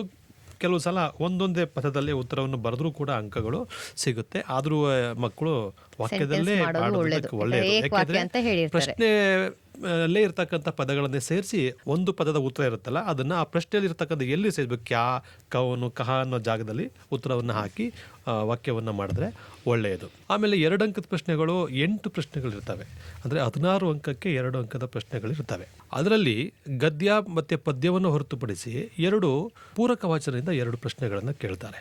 ನಾವು ಹೆಚ್ಚು ಮಾರ್ಕ್ಸನ್ನು ಪಡ್ಕೊಳ್ಳೋದಕ್ಕೆ ಗದ್ಯವನ್ನು ಬಿಟ್ಟು ಬೇಕಾದ್ರೆ ಪೂರಕ ವಾಚನಗಳು 2 ಪೂರಕ ವಾಚನಗಳು ಮತ್ತು ಪದ್ಯದಲ್ಲೇ ನಾವು ಹೆಚ್ಚು ಮಾರ್ಕ್ಸನ್ನಲ್ಲಿ ನಾವು ತಗೋಬಹುದು. ಪದ್ಯ ಮತ್ತು ಪೂರಕ ವಾಚನದಿಂದ 8 ಮಾರ್ಕ್ಸ್ ಬಂದ್ಬಿಡುತ್ತೆ. ಇನ್ನು 8 ಮಾರ್ಕ್ಸು ಗದ್ಯದಿಂದ ಬರುತ್ತೆ. ಅದಾದ ನಂತರ 3 ಅಂಕದ ಪ್ರಶ್ನೆಗಳಿರ್ತವೆ. 3 ಅಂಕದ ಪ್ರಶ್ನೆಗಳಲ್ಲಿ ಒಟ್ಟು 9 ಪ್ರಶ್ನೆಗಳನ್ನು ಕೇಳ್ತಾರೆ. 9 ಪ್ರಶ್ನೆಗಳಲ್ಲಿ ಒಂದು ರಚನಾ ವಿಭಾಗಕ್ಕೆ ಸೇರಿರ್ತಕ್ಕಂಥದ್ದು, ಅಂದರೆ ಅನುವಾದಕ್ಕೆ ಒಂದು ಪ್ರಶ್ನೆಯನ್ನು ಕೇಳ್ತಾರೆ. ಅದಕ್ಕೂ ಕೂಡ 3 ಅಂಕ ನಿಗದಿಪಡಿಸಿದ್ದಾರೆ. ಇದಲ್ಲದೆ ಪದ್ಯದಲ್ಲಿ ಒಂದು ಭಾವಾರ್ಥಕ್ಕೆ ಒಂದು ತುಳಸಿಗೆ ದೋಹೆಯನ್ನೇ ಭಾವಾರ್ಥಕ್ಕೆ ಕೊಡ್ತಾರೆ. ಇನ್ನು ಯಾವ ಪದ್ಯವನ್ನು ಕೂಡ ಪ್ರಾಚೀನ ಇದರಲ್ಲಿ ಕೊಡೋದಿಲ್ಲ. ಆ ತುಳಸಿಗೆ ದೋಹೆನಲ್ಲೇ ಬರ್ತಕ್ಕಂಥದ್ದು ಇರೋದ್ರಿಂದ ಅದನ್ನು ಭಾವಾರ್ಥಕ್ಕೆ ಕೊಡ್ತಾರೆ. ಈ 2 ಪ್ರಶ್ನೆಗಳನ್ನು ಬಿಟ್ಟರೆ ಇನ್ನು 9 ಪ್ರಶ್ನೆಗಳಿರ್ತಾವಲ್ಲ, ಅವು ಕೂಡ 3 ಅಂಕದ ಪ್ರಶ್ನೆಗಳಾಗಿರ್ತವೆ. ಈಗಾಗಲೇ ನಾವು ಪ್ರಶ್ನೆ ಪತ್ರಿಕೆಯನ್ನು ನೋಡಿ ನಿಗದಿಪಡಿಸಿದ್ದೀವಲ್ಲ, ಅದನ್ನು ಅಭ್ಯಾಸ ಮಾಡಿದ್ರೆ ಆಯಿತು. ಇದಾದಮೇಲೆ ಒಂದು ಲಾಂಗ್ ಆನ್ಸರ್ ಅಂದರೆ 4 ಅಂಕದ ಪ್ರಶ್ನೆಗಳು 3 ಬರ್ತವೆ. ಯಾವ್ಯಾವುದು 4 ಅಂಕದ 3 ಪ್ರಶ್ನೆಗಳು ಅಂದರೆ, ಗದ್ಯದಲ್ಲಿ 2 ಪ್ರಶ್ನೆಗಳನ್ನು ಕೇಳಿ 2ರಲ್ಲಿ 1 ಬರೆಯೋದಕ್ಕೆ 1 ಪ್ರಶ್ನೆಯನ್ನು ಕೇಳ್ತಾರೆ, ಅದೊಂದು 4 ಅಂಕದ್ದು. ಮತ್ತೊಂದು ಅಸಫಲತಾ ಅಂತ ಪದ್ಯವನ್ನು ಬರೀತಕ್ಕಂಥದ್ದು, ಅದು 4 ಅಂಕದ ಪ್ರಶ್ನೆ ಆಗಿರುತ್ತೆ. 4 ಸಾಲುಗಳಿಗೆ 4 ಅಂಕಗಳು ಬರುತ್ತೆ. ಇದಲ್ಲದಲ್ಲೇ ಇನ್ನೊಂದು ಅನುಚ್ಛೇದ ಅಭ್ಯಾಸ ಅಂತ ಬರುತ್ತೆ. ಅಂದರೆ ಗದ್ಯವನ್ನು ಅಲ್ಲೇ ಕೊಟ್ಟಿರ್ತಾರೆ, ಅಲ್ಲಿಗೆ 4 ಪ್ರಶ್ನೆಗಳನ್ನು ಕೊಟ್ಟಿರ್ತಾರೆ. 4 ಪ್ರಶ್ನೆಗಳಿಗೆ ಉತ್ತರ ಅಲ್ಲೇ ನೋಡಿ ಬರೀತಕ್ಕಂಥದ್ದು 4 ಅಂಕಗಳು ಅದು ಬರುತ್ತೆ. ಇದಲ್ಲದಲ್ಲೇ ಇನ್ನೊಂದು 4 ಅಂಕದ ಪ್ರಶ್ನೆ ಅಂದರೆ ನಿಬಂಧ. ಏನು ಕನ್ನಡದಲ್ಲಿ ನಾವು ಪ್ರಬಂಧ ಅಂತ ಕರಿತೀವಿ, ಎಸ್ಸೆ ರೈಟಿಂಗು, ಅದು 4 ಅಂಕದ ಪ್ರಶ್ನೆ ಆಗಿರುತ್ತೆ. ಕೊನೆಯದಾಗಿ ನಮಗೆ ಭಾಳ ಸರಳವಾಗಿ ಈಗಾಗಲೇ ಪ್ರಶ್ನೆ ಪತ್ರಿಕೆ ಔಟ್ ಆಗಿರೋದು ನಾನು ಹೇಳಿದ್ನಲ್ಲ, ಹಾಗೆ ಪತ್ರಲೇಖನ, ಚುಟ್ಟಿ ಪತ್ರವನ್ನು ಮಕ್ಕಳಿಗೆ ಕಲಿಸಿದ್ರೆ ಸಾಕು. ಅದರಲ್ಲಿ 5 ಅಂಕದ ಪ್ರಶ್ನೆಗೆ ಆಗಿರುತ್ತೆ. ಅದು ಅತಿ ಹೆಚ್ಚು ಅಂಕ ಇರೋದು ಪತ್ರಕ್ಕೆ, ಅಂದರೆ 5 ಅಂಕ ಇರೋದು. ಆ ಪತ್ರ ಬರೆದ್ರೆ ಅದಕ್ಕೆ 5 ಅಂಕಗಳು ಸಿಗುತ್ತೆ. ಪ್ರಶ್ನೆ ಪತ್ರಿಕೆ ಯಾವಾಗಲೂ ಸರಳವಾದ ರೀತಿಯಲ್ಲಿ ಪ್ರಶ್ನೆ ಪತ್ರಿಕೆಯನ್ನು ಮಾಡಿರ್ತಾರೆ. ಯಾಕೆಂದರೆ ಸಾಧಾರಣವಾಗಿರ್ತಕ್ಕಂಥ ಮಕ್ಕಳು, ತುಂಬ ಉತ್ತಮವಾಗಿರ್ತಕ್ಕಂಥ ಮಕ್ಕಳು ಎಲ್ಲವನ್ನೂ ಗಮನದಲ್ಲಿ ಇಟ್ಟುಕೊಂಡು ಪ್ರಶ್ನೆ ಪತ್ರಿಕೆಯನ್ನು ಮಾಡಿರ್ತಾರೆ. ಎಲ್ಲವನ್ನೂ ಓದಾದ ಮೇಲೆ ನನಗೆ ಯಾವುದು ಬರುತ್ತೆ ಅನ್ನೋದನ್ನು ಗಮನದಲ್ಲಿ ಇಟ್ಕೊಂಡು ಮಕ್ಕಳು ಅಭ್ಯಾಸ ಮಾಡೋದೇ ಆದರೆ 100ಕ್ಕೆ 100 ಅಂದರೆ 100ಕ್ಕೆ 100% ಅಂಕವನ್ನು ಪಡೆಯಬಹುದು. ಮತ್ತು ಏನಂದರೆ ಅಲ್ಲಿ ಪ್ರಶ್ನೆ ಪತ್ರಿಕೆಯನ್ನು ನೋಡ್ತಾ ಇದ್ದಂಗೆ ನಾವು ಡಿಸೈಡ್ ಮಾಡ್ಕೋಬೇಕು, ನಾನು ಈ 1ರಿಂದ ಸುಮಾರು 16ನೇ ಪ್ರಶ್ನೆವರೆಗೂ ನಾನು ಕ್ರಮವಾಗಿ ಬರೀತೀನಿ ಅಂತ ಅಭ್ಯಾಸ ಮಾಡ್ಕೋಬೇಕು. 1ರಿಂದ 8 ವ್ಯಾಕರಣ, ಮತ್ತೆ 4 ಅನುರೂಪದ, ಮತ್ತು 1 ಅಂಕದ 4. ಈ 16 ಪ್ರಶ್ನೆಗಳನ್ನು ಆದಷ್ಟು ಕ್ರಮವಾಗಿ ಬರೀಬೇಕಾಗತ್ತೆ. ಕೆಲವು ಮಕ್ಕಳು ಏನು ಮಾಡ್ತಾರೆ, ಫಸ್ಟ್ ಮೇನ್ ಇರ್ತಕ್ಕಂಥ ವ್ಯಾಕರಣಾಂಶಗಳಿಗೆ ಉತ್ತರ ಗೊತ್ತಿಲ್ಲ ಅಂತೇಳಿ ಖಾಲಿ ಬಿಟ್ಟು ಬರ್ತಿರ್ತಾರೆ. ಉತ್ತರ ಒಳಿದೇ ಇದ್ದಾಗ ಖಾಲಿ ಬಿಡೋದು ಓಕೆ, ಅದ್ರ ಕೊನೆಯಲ್ಲಾದ್ರೂ ಯಾವ್ದಾದ್ರು ಒಂದು ಆಪ್ಷನನ್ನು ಒಂದನ್ನು ಯಾವ್ದಾದ್ರು ಒಂದು ಬರೆಯೋದು ಒಳ್ಳೆಯ ಅಭ್ಯಾಸ. ಮತ್ತೆ ಇನ್ನೊಂದು ಸರ್, ಕಂಟಿನ್ಯೂಸ್ ಆಗಿ 38 ಪ್ರಶ್ನೆಗಳಿವೆ ನಮ್ಮಲ್ಲಿ. ಫಸ್ಟ್ ಮೇನ್, ಸೆಕೆಂಡ್ ಮೇನ್ ಅಂತ ಇರುತ್ತೆ. ಈಗ 1ರಿಂದ 8 ಫಸ್ಟ್ ಮೇನು, 2ನೇ ಮೇನಲ್ಲಿ 9ರಿಂದ 12 ಅಂತ ಇರುತ್ತೆ. ನಮ್ಮ ಕೆಲವು ಮಕ್ಕಳು ಇರ್ತಾರೆ 1ರಿಂದ 8 1ನೇ ಮೇನು, ಮತ್ತೆ 2ನೇ ಮೇನ್ ಅಂತ ಹಾಕ್ಬಿಟ್ಟು ಮತ್ತೆ 1 2 3 4 ಅಂತ ಹಾಕೋರು ಇರ್ತಾರೆ. ಅದು ತಪ್ಪು. ಹಾಗಾಗಿ ಮಕ್ಕಳು ಅಭ್ಯಾಸ ಮಾಡ್ಬೇಕಾದ್ರೆ ಕಂಟಿನ್ಯೂಸ್ ನಂಬರ್ ಕೊಡೋದನ್ನೇ ಅಭ್ಯಾಸ ಮಾಡ್ಬೇಕು. ಈ ಕಡೆ ಇವರು ಫಸ್ಟ್ ಮೇನ್ ಸೆಕೆಂಡ್ ಮೇನ್ ಅಂತ ಆಗದೆ ಆದ್ರೂ ಪರವಾಗಿಲ್ಲ, ಆದ್ರೆ ಕಂಟಿನ್ಯೂಸ್ ನಂಬರ್ ಏನಿದೆ ಅದನ್ನೇ ಹಾಕ್ಬೇಕು. ಅದನ್ನೇ, ಇಲ್ಲಾಂದ್ರೆ ಉತ್ತರನೇ ತಪ್ಪು ಅವ್ರದ್ದು. ಖಂಡಿತ. ಈಗ ನೀವು ಹೇಳ್ದಂಗೆ ಮೇನ್ ಹಾಕದೇ ಇದ್ರೂ ಪರವಾಗಿಲ್ಲ, ಪ್ರಶ್ನೆ ಸಂಖ್ಯೆಯನ್ನ ಕರೆಕ್ಟಾಗಿ ಹಾಕಿಬಿಟ್ರೆ ಆಗ ಅದು ಎಷ್ಟು ಅಂಕದ್ದು ಅಂತಕ್ಕಂಥದ್ದು ಒಬ್ಬ ವ್ಯಾಲ್ಯೂಯೇಟರ್ಗೆ ಗೊತ್ತಾಗುತ್ತೆ, ಸುಲಭ ಗೊತ್ತಾಗುತ್ತೆ. ನಾವು ಕೂಡ ಶಾಲೆಗಳಲ್ಲಿ ಏನು FA ಪರೀಕ್ಷೆಗಳನ್ನ ಮಾಡ್ತಿರ್ತೀವಲ್ಲ, ಅಲ್ಲೂ ಕೂಡ ಅದೇ ರೀತಿ ಪ್ರಶ್ನೆಗಳನ್ನ ಕೊಟ್ಟರೆ ಆಗ ಮಕ್ಕಳಿಗೆ ಗೊಂದಲ ಆಗೋದಿಲ್ಲ. ಇಷ್ಟೀಗ ನಾವು ಏನೇನು ಪ್ರಶ್ನೆ ಬರುತ್ತೆ ಅಂತ ಹೇಳಿದ್ವಿ, ಯಾವ ಪ್ರಶ್ನೆಗಳು ತುಂಬಾ ಸಲ ಬಂದಿದೆ ಅಂತ ಹೇಳಿದ್ವಿ, ಪ್ರಶ್ನೆ ಪತ್ರಿಕೆ ಪರಿಚಯ ಮಾಡಿಕೊಟ್ವಿ. ಇನ್ನು ಬೋರ್ಡಿಂದ ನಮಗೆ ಒಂದು ವೇಟೇಜ್ ಕೊಟ್ಟಿದ್ದಾರೆ, ಅದನ್ನು ಕೂಡ ಹೇಳಿಬಿಟ್ರೆ ಮಕ್ಕಳಿಗೆ ಈ ಪಾಠದಲ್ಲಿ ನಾವು ಇಷ್ಟು ಅಂಕಕ್ಕೆ ಓದಿದ್ರೆ ಸಾಕು ಅನ್ನೋದು ಕೂಡ ಮನದಟ್ಟಾಗುತ್ತೆ ಅನ್ಸುತ್ತೆ ಸರ್. ಅದನ್ನು ಹೇಳ್ಬಿಡೋಣ ಈಗ. ಹೌದು ಮೇಡಮ್, ಪ್ರಶ್ನೆ ಪತ್ರಿಕೆಯಲ್ಲಿ ಈಗ ನಮಗೆ ಒಂದು ನೀಲ ನಕಾಶೆ ಅಂತ ಹೇಳಿ ಕೊಟ್ಟಿದ್ದಾರೆ. ಆ ಬ್ಲೂ ಪ್ರಿಂಟ್ ಪ್ರಕಾರ ನೋಡೋದೇ ಆದರೆ ಸುಮಾರು 20 ಯೂನಿಟ್ಗಳಲ್ಲಿ ಕಾಶ್ಮೀರಿ ಸೇಬು ಪಾಠದಲ್ಲಿ ಸುಮಾರು 2 ಪ್ರಶ್ನೆ ಕೇಳ್ತಾರೆ. ಅಂದರೆ 2 ಪ್ರಶ್ನೆಗೆ 3 ಅಂಕ ನಿಗದಿಪಡಿಸಿದ್ದಾರೆ. ಗಿಲ್ಲುನಲ್ಲಿ 1 ಪ್ರಶ್ನೆ ಕೇಳ್ತಾರೆ, ಅದು 3 ಅಂಕದ ಒಂದು ಮಾರ್ಕ್ಸ್, 1 2 ಮಾರ್ಕ್ಸ್ ಹಾಗೆ ಹೇಳ್ಬಿಡಿ ಸರ್. ಹೌದು, ಈಗ ನೋಡಿ ಕಾಶ್ಮೀರಿ ಸೇಬಲ್ಲಿ 1 ಅಂಕದ್ದು 1 ಪ್ರಶ್ನೆ ಕೇಳ್ತಾರೆ, 2 ಅಂಕದ್ದು 1 ಪ್ರಶ್ನೆ ಕೇಳ್ತಾರೆ, ಒಟ್ಟು 3 ಅಂಕ ಇರುತ್ತೆ. ಗಿಲ್ಲು ಪಾಠದಲ್ಲಾದರೆ 3 ಅಂಕದ್ದು 1 ಪ್ರಶ್ನೆ ಕೇಳ್ತಾರೆ, ಒಟ್ಟು 3 ಅಂಕ ಅದಕ್ಕೆ ವೇಟೇಜನ್ನು ಕೊಟ್ಟಿದ್ದಾರೆ. ಮೇರಾ ಬಚ್ಪನಲ್ಲಿ 1 ಅಂಕದ್ದು 1 ಪ್ರಶ್ನೆ ಮತ್ತು 2 ಅಂಕದ್ದು 1 ಪ್ರಶ್ನೆ, ಒಟ್ಟು 3 ಅಂಕವನ್ನು ನಿಗದಿಪಡಿಸಿದ್ದಾರೆ. ಬಸಂತ್ ಕಿ ಸಚ್ಚಾಯಿನಲ್ಲಿ ನಾನು 4 ಪ್ರಶ್ನೆ ಪತ್ರಿಕೆಯನ್ನು ನೋಡಿದಾಗ ಅದು 1ರಲ್ಲೇ 4 ಅಂಕದ ದೀರ್ಘ ಉತ್ತರವನ್ನು ಕೇಳಿರ್ತಕ್ಕಂಥದ್ದು. ಅದಕ್ಕೆ 1 ಪ್ರಶ್ನೆ ಕೇಳ್ತಾರೆ, 2 ಪ್ರಶ್ನೆಯನ್ನು ಕೇಳಿ 1ಕ್ಕೆ ಉತ್ತರ ಬರೀಬೇಕಾಗತ್ತೆ. ಅದಕ್ಕೆ 4 ಅಂಕಗಳು ನಿಗದಿಪಡಿಸಿದ್ದಾರೆ. ಇಂಟರ್ನೆಟ್ ಕ್ರಾಂತಿನಲ್ಲಿ 3 ಅಂಕದ 1 ಪ್ರಶ್ನೆ ಬರುತ್ತೆ. ಈಮದರಂಕೆ ಸಮ್ಮೇಳನದಲ್ಲಿ 2 ಅಂಕದ 1 ಪ್ರಶ್ನೆ ಬರುತ್ತೆ. ದುನಿಯಾ ಮೇ ಪೆಹಲಾ ಮಕಾನಲ್ಲಿ 1 ಅಂಕದ 2 ಪ್ರಶ್ನೆಗಳು ಬರ್ತವೆ. ರೋಬೋಟ್ನಲ್ಲಿ 3 ಅಂಕದ 1 ಪ್ರಶ್ನೆ. ಮಹಿಳಾ ಕಿ ಸಾಹಸಗಾಥದಲ್ಲಿ 3 ಅಂಕದ 1 ಪ್ರಶ್ನೆ. ಕರ್ನಾಟಕ ಸಂಪಾತದಲ್ಲಿ 1 ಅಂಕದ 1 ಪ್ರಶ್ನೆ ಹಾಗೂ 3 ಅಂಕದ 1 ಪ್ರಶ್ನೆ, ಒಟ್ಟು 4 ಅಂಕಗಳ ಪಾಠದಲ್ಲಿ ಬರುತ್ತೆ. ಬಾಲಶಕ್ತಿನಲ್ಲಿ ನಿಗದಿಪಡಿಸಿರೋದೇ 2 ಅಂಕ, ಅದಕ್ಕೆ 2 ಅಂಕದ 1 ಪ್ರಶ್ನೆ ಬರುತ್ತೆ, ಒಟ್ಟು 2 ಅಂಕ ಇರುತ್ತೆ. ಇನ್ನು ಮಾತೃಭೂಮಿನಲ್ಲಿ ಈ ಸಲ ಏನು ಮಾಡಿದ್ದಾರೆ, 3 ಅಂಕದ ಪ್ರಶ್ನೆಗಳನ್ನು ಕೇಳ್ತೀವಿ ಅಂತ ಹೇಳಿ ನಿಗದಿಪಡಿಸಿದ್ದಾರೆ.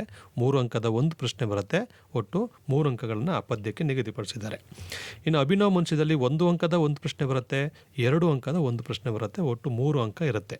ತುಳಸಿಗೆ ದೋಹೆನಲ್ಲಿ ನಿಮ್ಗೆ ಆಗಲೇ ಗೊತ್ತಿದೆ, ಒಂದು ಭಾವಾರ್ಥಕ್ಕಿರುತ್ತೆ 3 ಅಂಕದ 1 ಪ್ರಶ್ನೆ ಮತ್ತು 1 ಅಂಕದ 1 ಪ್ರಶ್ನೆಯನ್ನು ತುಳಸಿಗೆ ದೋಹೆಯಿಂದ ಕೇಳ್ತಾರೆ.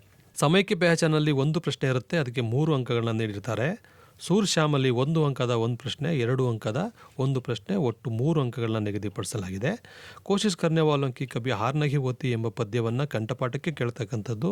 ಇಲ್ಲಿ ಗಮನಿಸಬೇಕಾದ ವಿಚಾರ ಏನು ಅಂದರೆ, ಈ ಪದ್ಯದಿಂದ ಯಾವುದೇ ನೇರ ಪ್ರಶ್ನೆಗಳನ್ನು ಕೇಳೋದಿಲ್ಲ, ಕಂಠಪಾಠಕ್ಕೆ ಮಾತ್ರ ಇಲ್ಲಿ ಒಂದು ಪ್ರಶ್ನೆಯನ್ನು ಕೇಳ್ತಾರೆ. ಅದು ಕೊನೆಯ ಪ್ಯಾರ ಅಸಫಲತಾ ಏಕ್ ಚುನೌತಿ ಅಂತಕ್ಕಂತಹ ಪದ್ಯವನ್ನು ಇಲ್ಲಿ ಕಂಠಪಾಠ ಮಾಡಿ ಅದನ್ನು ಬರೀಬೇಕಾಗತ್ತೆ. ಇನ್ನು ಪೂರಕ ವಚನಕ್ಕೆ ಬಂದರೆ 3 ಪೂರಕ ವಚನಗಳಿರ್ತವೆ. ಶನಿ ಸಬ್ಸೆ ಸುಂದರಕದಲ್ಲಿ 2 ಪ್ರಶ್ನೆಗಳನ್ನು ಕೊಟ್ಟು 2ರಲ್ಲಿ 1 ಬರೀರಿ ಅಂತ ಹೇಳ್ತಾರೆ. ಅಂದರೆ ಆ ಪೂರಕ ವಚನಕ್ಕೆ 2 ಅಂಕಗಳು ನಿಗದಿಯಾಗಿರುತ್ತೆ. ಇನ್ನು ಸತ್ಯಕ್ಕೆ ಮಹಿಮಾ ಮತ್ತು ನಾಗರಿಕ ಕರ್ತವ್ಯ ಇವೆರಡರಲ್ಲಿ ಒಂದೊಂದು ಪ್ರಶ್ನೆಯನ್ನು ಬೇರೆ ಬೇರೆ ಪ್ರಶ್ನೆಗಳನ್ನು ಕೇಳಿ ಅವೆರಡರಲ್ಲಿ ಯಾವುದಾದ್ರೂ ಒಂದನ್ನು ಉತ್ತರ ಬರೆಯೋಕ್ಕೆ ಹೇಳ್ತಾರೆ. ಇವೆರಡರಿಂದ 2 ಅಂಕವನ್ನು ನಿಗದಿಪಡಿಸಲಾಗಿದೆ. ಆಗಲೇ ಹೇಳಿದೆ, ಮೊದಲನೇ ಫಸ್ಟ್ ಮೇನ್ನಲ್ಲಿ 8 ಅಂಶಗಳನ್ನು ಕುರಿತಂಥ ವ್ಯಾಕರಣ ಪ್ರಶ್ನೆಗಳಿರ್ತವೆ, 8 ಅಂಕ ಇರುತ್ತೆ. ಇನ್ನು 3 ಅಂಕದ ಪ್ರಶ್ನೆಗಳಲ್ಲಿ ಒಂದು ರಚನಾ ಭಾಗಕ್ಕೆ ಅನುವಾದ ಅಂತಕ್ಕಂಥದ್ದು ಒಂದು ಪ್ರಶ್ನೆ ಬರುತ್ತೆ, ಅದಕ್ಕೆ 3 ಅಂಕ ಇರುತ್ತೆ. 4 ಅಂಕದ ಪ್ರಶ್ನೆಗಳಲ್ಲಿ ನಾನು 4 ಅಂತ ಹೇಳಿದ್ನಲ್ಲ, ಅದರಲ್ಲಿ ಅಪಠಿತ ಗದ್ಯವೂ ಕೂಡ ಒಂದಾಗಿದ್ದು, ಅಲ್ಲಿ ಒಂದು ಗದ್ಯವನ್ನು ಕೊಟ್ಟು ಅದರ ಕೆಳಗಡೆ 4 ಪ್ರಶ್ನೆಗಳನ್ನು ಕೊಡ್ತಾರೆ. ಆ 4 ಪ್ರಶ್ನೆಗಳಿಗೆ ಒಂದೊಂದು ಅಂಕಗಳನ್ನು ನಿಗದಿಪಡಿಸಲಾಗಿರುತ್ತೆ. ಮತ್ತೊಂದು ನಿಬಂಧ ರಚನಾ, ಇದಕ್ಕೆ ಒಂದು ಪ್ರಶ್ನೆಯನ್ನು ಅಂದರೆ 3 ವಿಷಯಗಳನ್ನು ಅಲ್ಲಿ ಕೊಟ್ಟಿರ್ತಾರೆ. 3ರಲ್ಲಿ ಯಾವುದಾದ್ರೂ ಒಂದು ವಿಷಯವನ್ನು ಆಯ್ಕೆ ಮಾಡಿಕೊಂಡು ಅಲ್ಲಿ ಮಕ್ಕಳು ವಿಷಯವನ್ನು ಕುರಿತು ನಿಬಂಧವನ್ನು ಬರೀಬೇಕಾಗತ್ತೆ. ಅದಕ್ಕೆ 4 ಅಂಕಗಳನ್ನು ನಿಗದಿಪಡಿಸಲಾಗಿದೆ. ಇನ್ನು ಕೊನೆಯದು ಅತಿ ಹೆಚ್ಚು ಅಂಕ ಇರ್ತಕ್ಕಂಥದ್ದು ಇಡೀ ಪ್ರಶ್ನೆ ಪತ್ರಿಕೆಯಲ್ಲಿ ಪತ್ರಲೇಖನ. ನಾವು ಈ ಚುಟ್ಟಿ ಪತ್ರ ಅಂತ ಮಾತ್ರ ಇಟ್ಕೊಂಡ್ರೆ ಅದಕ್ಕೆ 5 ಅಂಕಗಳನ್ನು ನಿಗದಿಪಡಿಸಲಾಗಿದೆ. ಅಂದರೆ ಸುಮಾರು 1 ಅಂಕದ 16 ಪ್ರಶ್ನೆಗಳು, 2 ಅಂಕದ 8 ಪ್ರಶ್ನೆಗಳು, 3 ಅಂಕದ 9 ಪ್ರಶ್ನೆಗಳು, 4 ಅಂಕದ 4 ಪ್ರಶ್ನೆಗಳು ಮತ್ತು 5 ಅಂಕದ 1 ಪ್ರಶ್ನೆ, ಒಟ್ಟು 38 ಪ್ರಶ್ನೆಗಳನ್ನು ಇಲ್ಲಿ ನಿಗದಿಪಡಿಸಲಾಗಿದೆ. ಒಟ್ಟು 80 ಅಂಕಕ್ಕೆ ತೃತೀಯ ಭಾಷೆ ಹಿಂದಿಗೆ ನಿಗದಿಪಡಿಸಲಾಗಿದೆ ಮೇಡಮ್. ಹಾಗಾಗಿ ಈ ನಾವು ಏನೇನು ಹೇಳಿದ್ವಿ ಅಥವಾ ಈ ಒಂದು ವೇಟೇಜನ್ನು ಇಟ್ಕೊಂಡು ಮಕ್ಕಳು ಕಲಿತ್ರೆ 80 ಸ್ಕೋರ್ ಮಾಡ್ಬೋದು, ಇಲ್ಲ ಪಾಸಿಂಗಿಗೆ 50 ಮಾರ್ಕ್ಸನ್ನು ಕೂಡ ಸುಲಭವಾಗಿ ತೆಗಿಬೋದು. ನಮ್ಮ ಹಿಂದಿಲಿ ಒಂದು ದೋಹೆ ಇದೆ, ಸರಸ್ವತಿ ಕೆ ಭಂಡಾರ ಮೇ ಬಡಿ ಅಪರೂಪ ಜೋ ಖರ್ಚೆ ತೋ ಬಡೆ ಬಿನ ಖರ್ಚೆ ಗಟ್ಟಿಜಾತ್. ಅಂದರೆ ಸರಸ್ವತಿಯನ್ನು ನಾವು ವಿದ್ಯೆಯನ್ನು ಏನು ಕಲಿತೀವಿ ಅದನ್ನು 4 ಜನಕ್ಕೆ ಅಥವಾ 10 ಜನಕ್ಕೆ ಹಂಚಿದ್ರೆ ಅದು ಹೆಚ್ಚಾಗುತ್ತೆ. ಸಂಪತ್ತಾದರೆ ಕರ್ಗೋಗುತ್ತೆ ಹಂಚಿದ್ರೆ, ಆದರೆ ವಿದ್ಯೆ ಅನ್ನೋದೇನಾಗುತ್ತೆ ಹಂಚ್ತಾ ಹೋದರೆ ಅದು ಹೆಚ್ಚಾಗುತ್ತೆ. ಹಾಗಾಗಿ ವಿದ್ಯಾರ್ಥಿಗಳು ಏನು ಕಲಿತಾರೆ 4 ಜನ ಜೊತೆ ತನ್ನ ಸ್ನೇಹಿತರ ಜೊತೆ ಹಂಚ್ಕೊಂಡ್ರೆ ಅದು ಇನ್ನು ಲಾಸ್ಟ್ ಡೇವರೆಗೂ ಅದವ್ರಿಗೆ ನೆನಪಲ್ಲಿರುತ್ತೆ. ಅದನ್ನು ನೆನಪಲ್ಲಿಟ್ಟು ಅವರು ಸ್ಕೋರ್ ಮಾಡಲಿಕ್ಕೆ ಸುಲಭ ಆಗುತ್ತೆ. ಹಾಗಾಗಿ ಅತಿ ಹೆಚ್ಚು ಓದೋದು ಕಲ್ತಿದ್ದು ಹಂಚೋ ಕೆಲಸವನ್ನು ಅವರು ಮಾಡಬೇಕು ಅಂತ ನಾನು ಹೇಳ್ತೀನಿ ಸರ್. ನೀವೇನು ಹೇಳ್ತೀರಾ ಮಕ್ಕಳಿಗೆ? ಖಂಡಿತ ಮೇಡಮ್, ಇಲ್ಲಿ ಶಿಕ್ಷಕರದು ಪಾತ್ರ ಬಹಳ ದೊಡ್ಡ ಪಾತ್ರ ಆಗಿರುತ್ತೆ. ಅವರು ಕೂಡ ಮಕ್ಕಳಿಗೆ ಏನು ಪಾಸ್ ಆಗೋದಕ್ಕೆ ಈಸಿ ಮೆಥಡ್ ಏನು ಅಂದರೆ ವಾಮಮಾರ್ಗ ಅಲ್ಲ, ಈಸಿ ಮೆಥಡ್ ಅಂದರೆ ಅಭ್ಯಾಸ ಮಾಡಿ ಯಾವುದನ್ನು ಅಭ್ಯಾಸ ಮಾಡಬೇಕು, ಹೆಚ್ಚು ಅಂಕವನ್ನು ಪಡೆಯೋದಕ್ಕೆ ಯಾವ ಪ್ರಶ್ನೆಗಳನ್ನ ಅಭ್ಯಾಸ ಮಾಡಿಸ್ಬೇಕು ಅನ್ನೋದನ್ನು ಒಂದು ಪಟ್ಟಿ ಮಾಡಿಕೊಂಡು ಮಕ್ಕಳನ್ನು ಆಯಾ ಮಕ್ಕಳಿಗೆ ಆಯಾ ಪ್ರಶ್ನೋತ್ತರಗಳನ್ನೇ ಕಲಿಸ್ತಾ ಬಂದರೆ ನಿಜವಾಗ್ಲೂ ಆ ಮಕ್ಕಳು 40ಕ್ಕಿಂತ ಹೆಚ್ಚು ಅಂಕಗಳನ್ನ ಪಡಿಬಹುದು ಮತ್ತು 80ಕ್ಕೆ 80 ಅಂಕಗಳನ್ನ ಪಡಿತಕ್ಕಂಥ ರೀತಿಯಲ್ಲಿ ಮಕ್ಕಳನ್ನು ಸಿದ್ಧತೆಗೊಳಿಸ್ಬೋದು.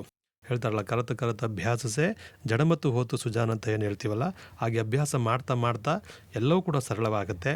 ನಿಗದಿಪಡಿಸಿರ್ತಕ್ಕಂತಹ ಪ್ರಶ್ನೋತ್ತರಗಳನ್ನೇ ಅಭ್ಯಾಸ ಮಾಡಿಸಿ 1, 2, 4, 5 ಬಾರಿ ಅವ್ರಿಗೆ ಅಭ್ಯಾಸಗಳನ್ನು ಮಾಡಿಸೋದೇ ಆದರೆ ಪೂರ್ಣ ಅಂಕಗಳನ್ನ ಮಕ್ಕಳು ಪಡೆಯೋದ್ರಲ್ಲಿ ಯಶಸ್ವಿ. ಅಭ್ಯಾಸ ಅನ್ನೋದು ಬರವಣಿಗೆಯಲ್ಲೇ ಇರಬೇಕು ಸರ್, ಯಾಕಂದ್ರೆ ಲ್ಯಾಂಗ್ವೇಜ್ ಆಗಿರೋದ್ರಿಂದ ಬರೀ ಕಂಠಪಾಠ ಮಾಡಿ ಬಾಯಲ್ಲಿ ಹೇಳೋದ್ರಿಂದಲ್ಲ, ಬರೆದು ಅಭ್ಯಾಸವನ್ನು ಮಾಡಬೇಕಾಗತ್ತೆ. ಆಗ ತಲೆಯಲ್ಲಿ ಉಳ್ಕೊಳ್ಳುತ್ತೆ, ಹೆಚ್ಚು ಮಾರ್ಕ್ಸ್. ಮತ್ತೆ ಇನ್ನೊಂದು ಲಾಸ್ಟಲ್ಲಿ ಅವ್ರು ಏನು ಬರೀತಾರೆ ಅದನ್ನ ಓದಬೇಕು ಸರ್. ಕೆಲವು ಸಲ ನಾವೇ ಬರಿಬೇಕಾದ್ರೆ ನೇ ಬರೆಯೋದು ಕೆ ಥರ ಕಾಣಿಸ್ಬಿಟ್ಟಿರುತ್ತೆ, ಅಥವಾ ಇನ್ನೂ ಏನೋ ಬೇರೆ ಸೇ ಆಗಿಬಿಟ್ಟಿರ್ಬೋದು.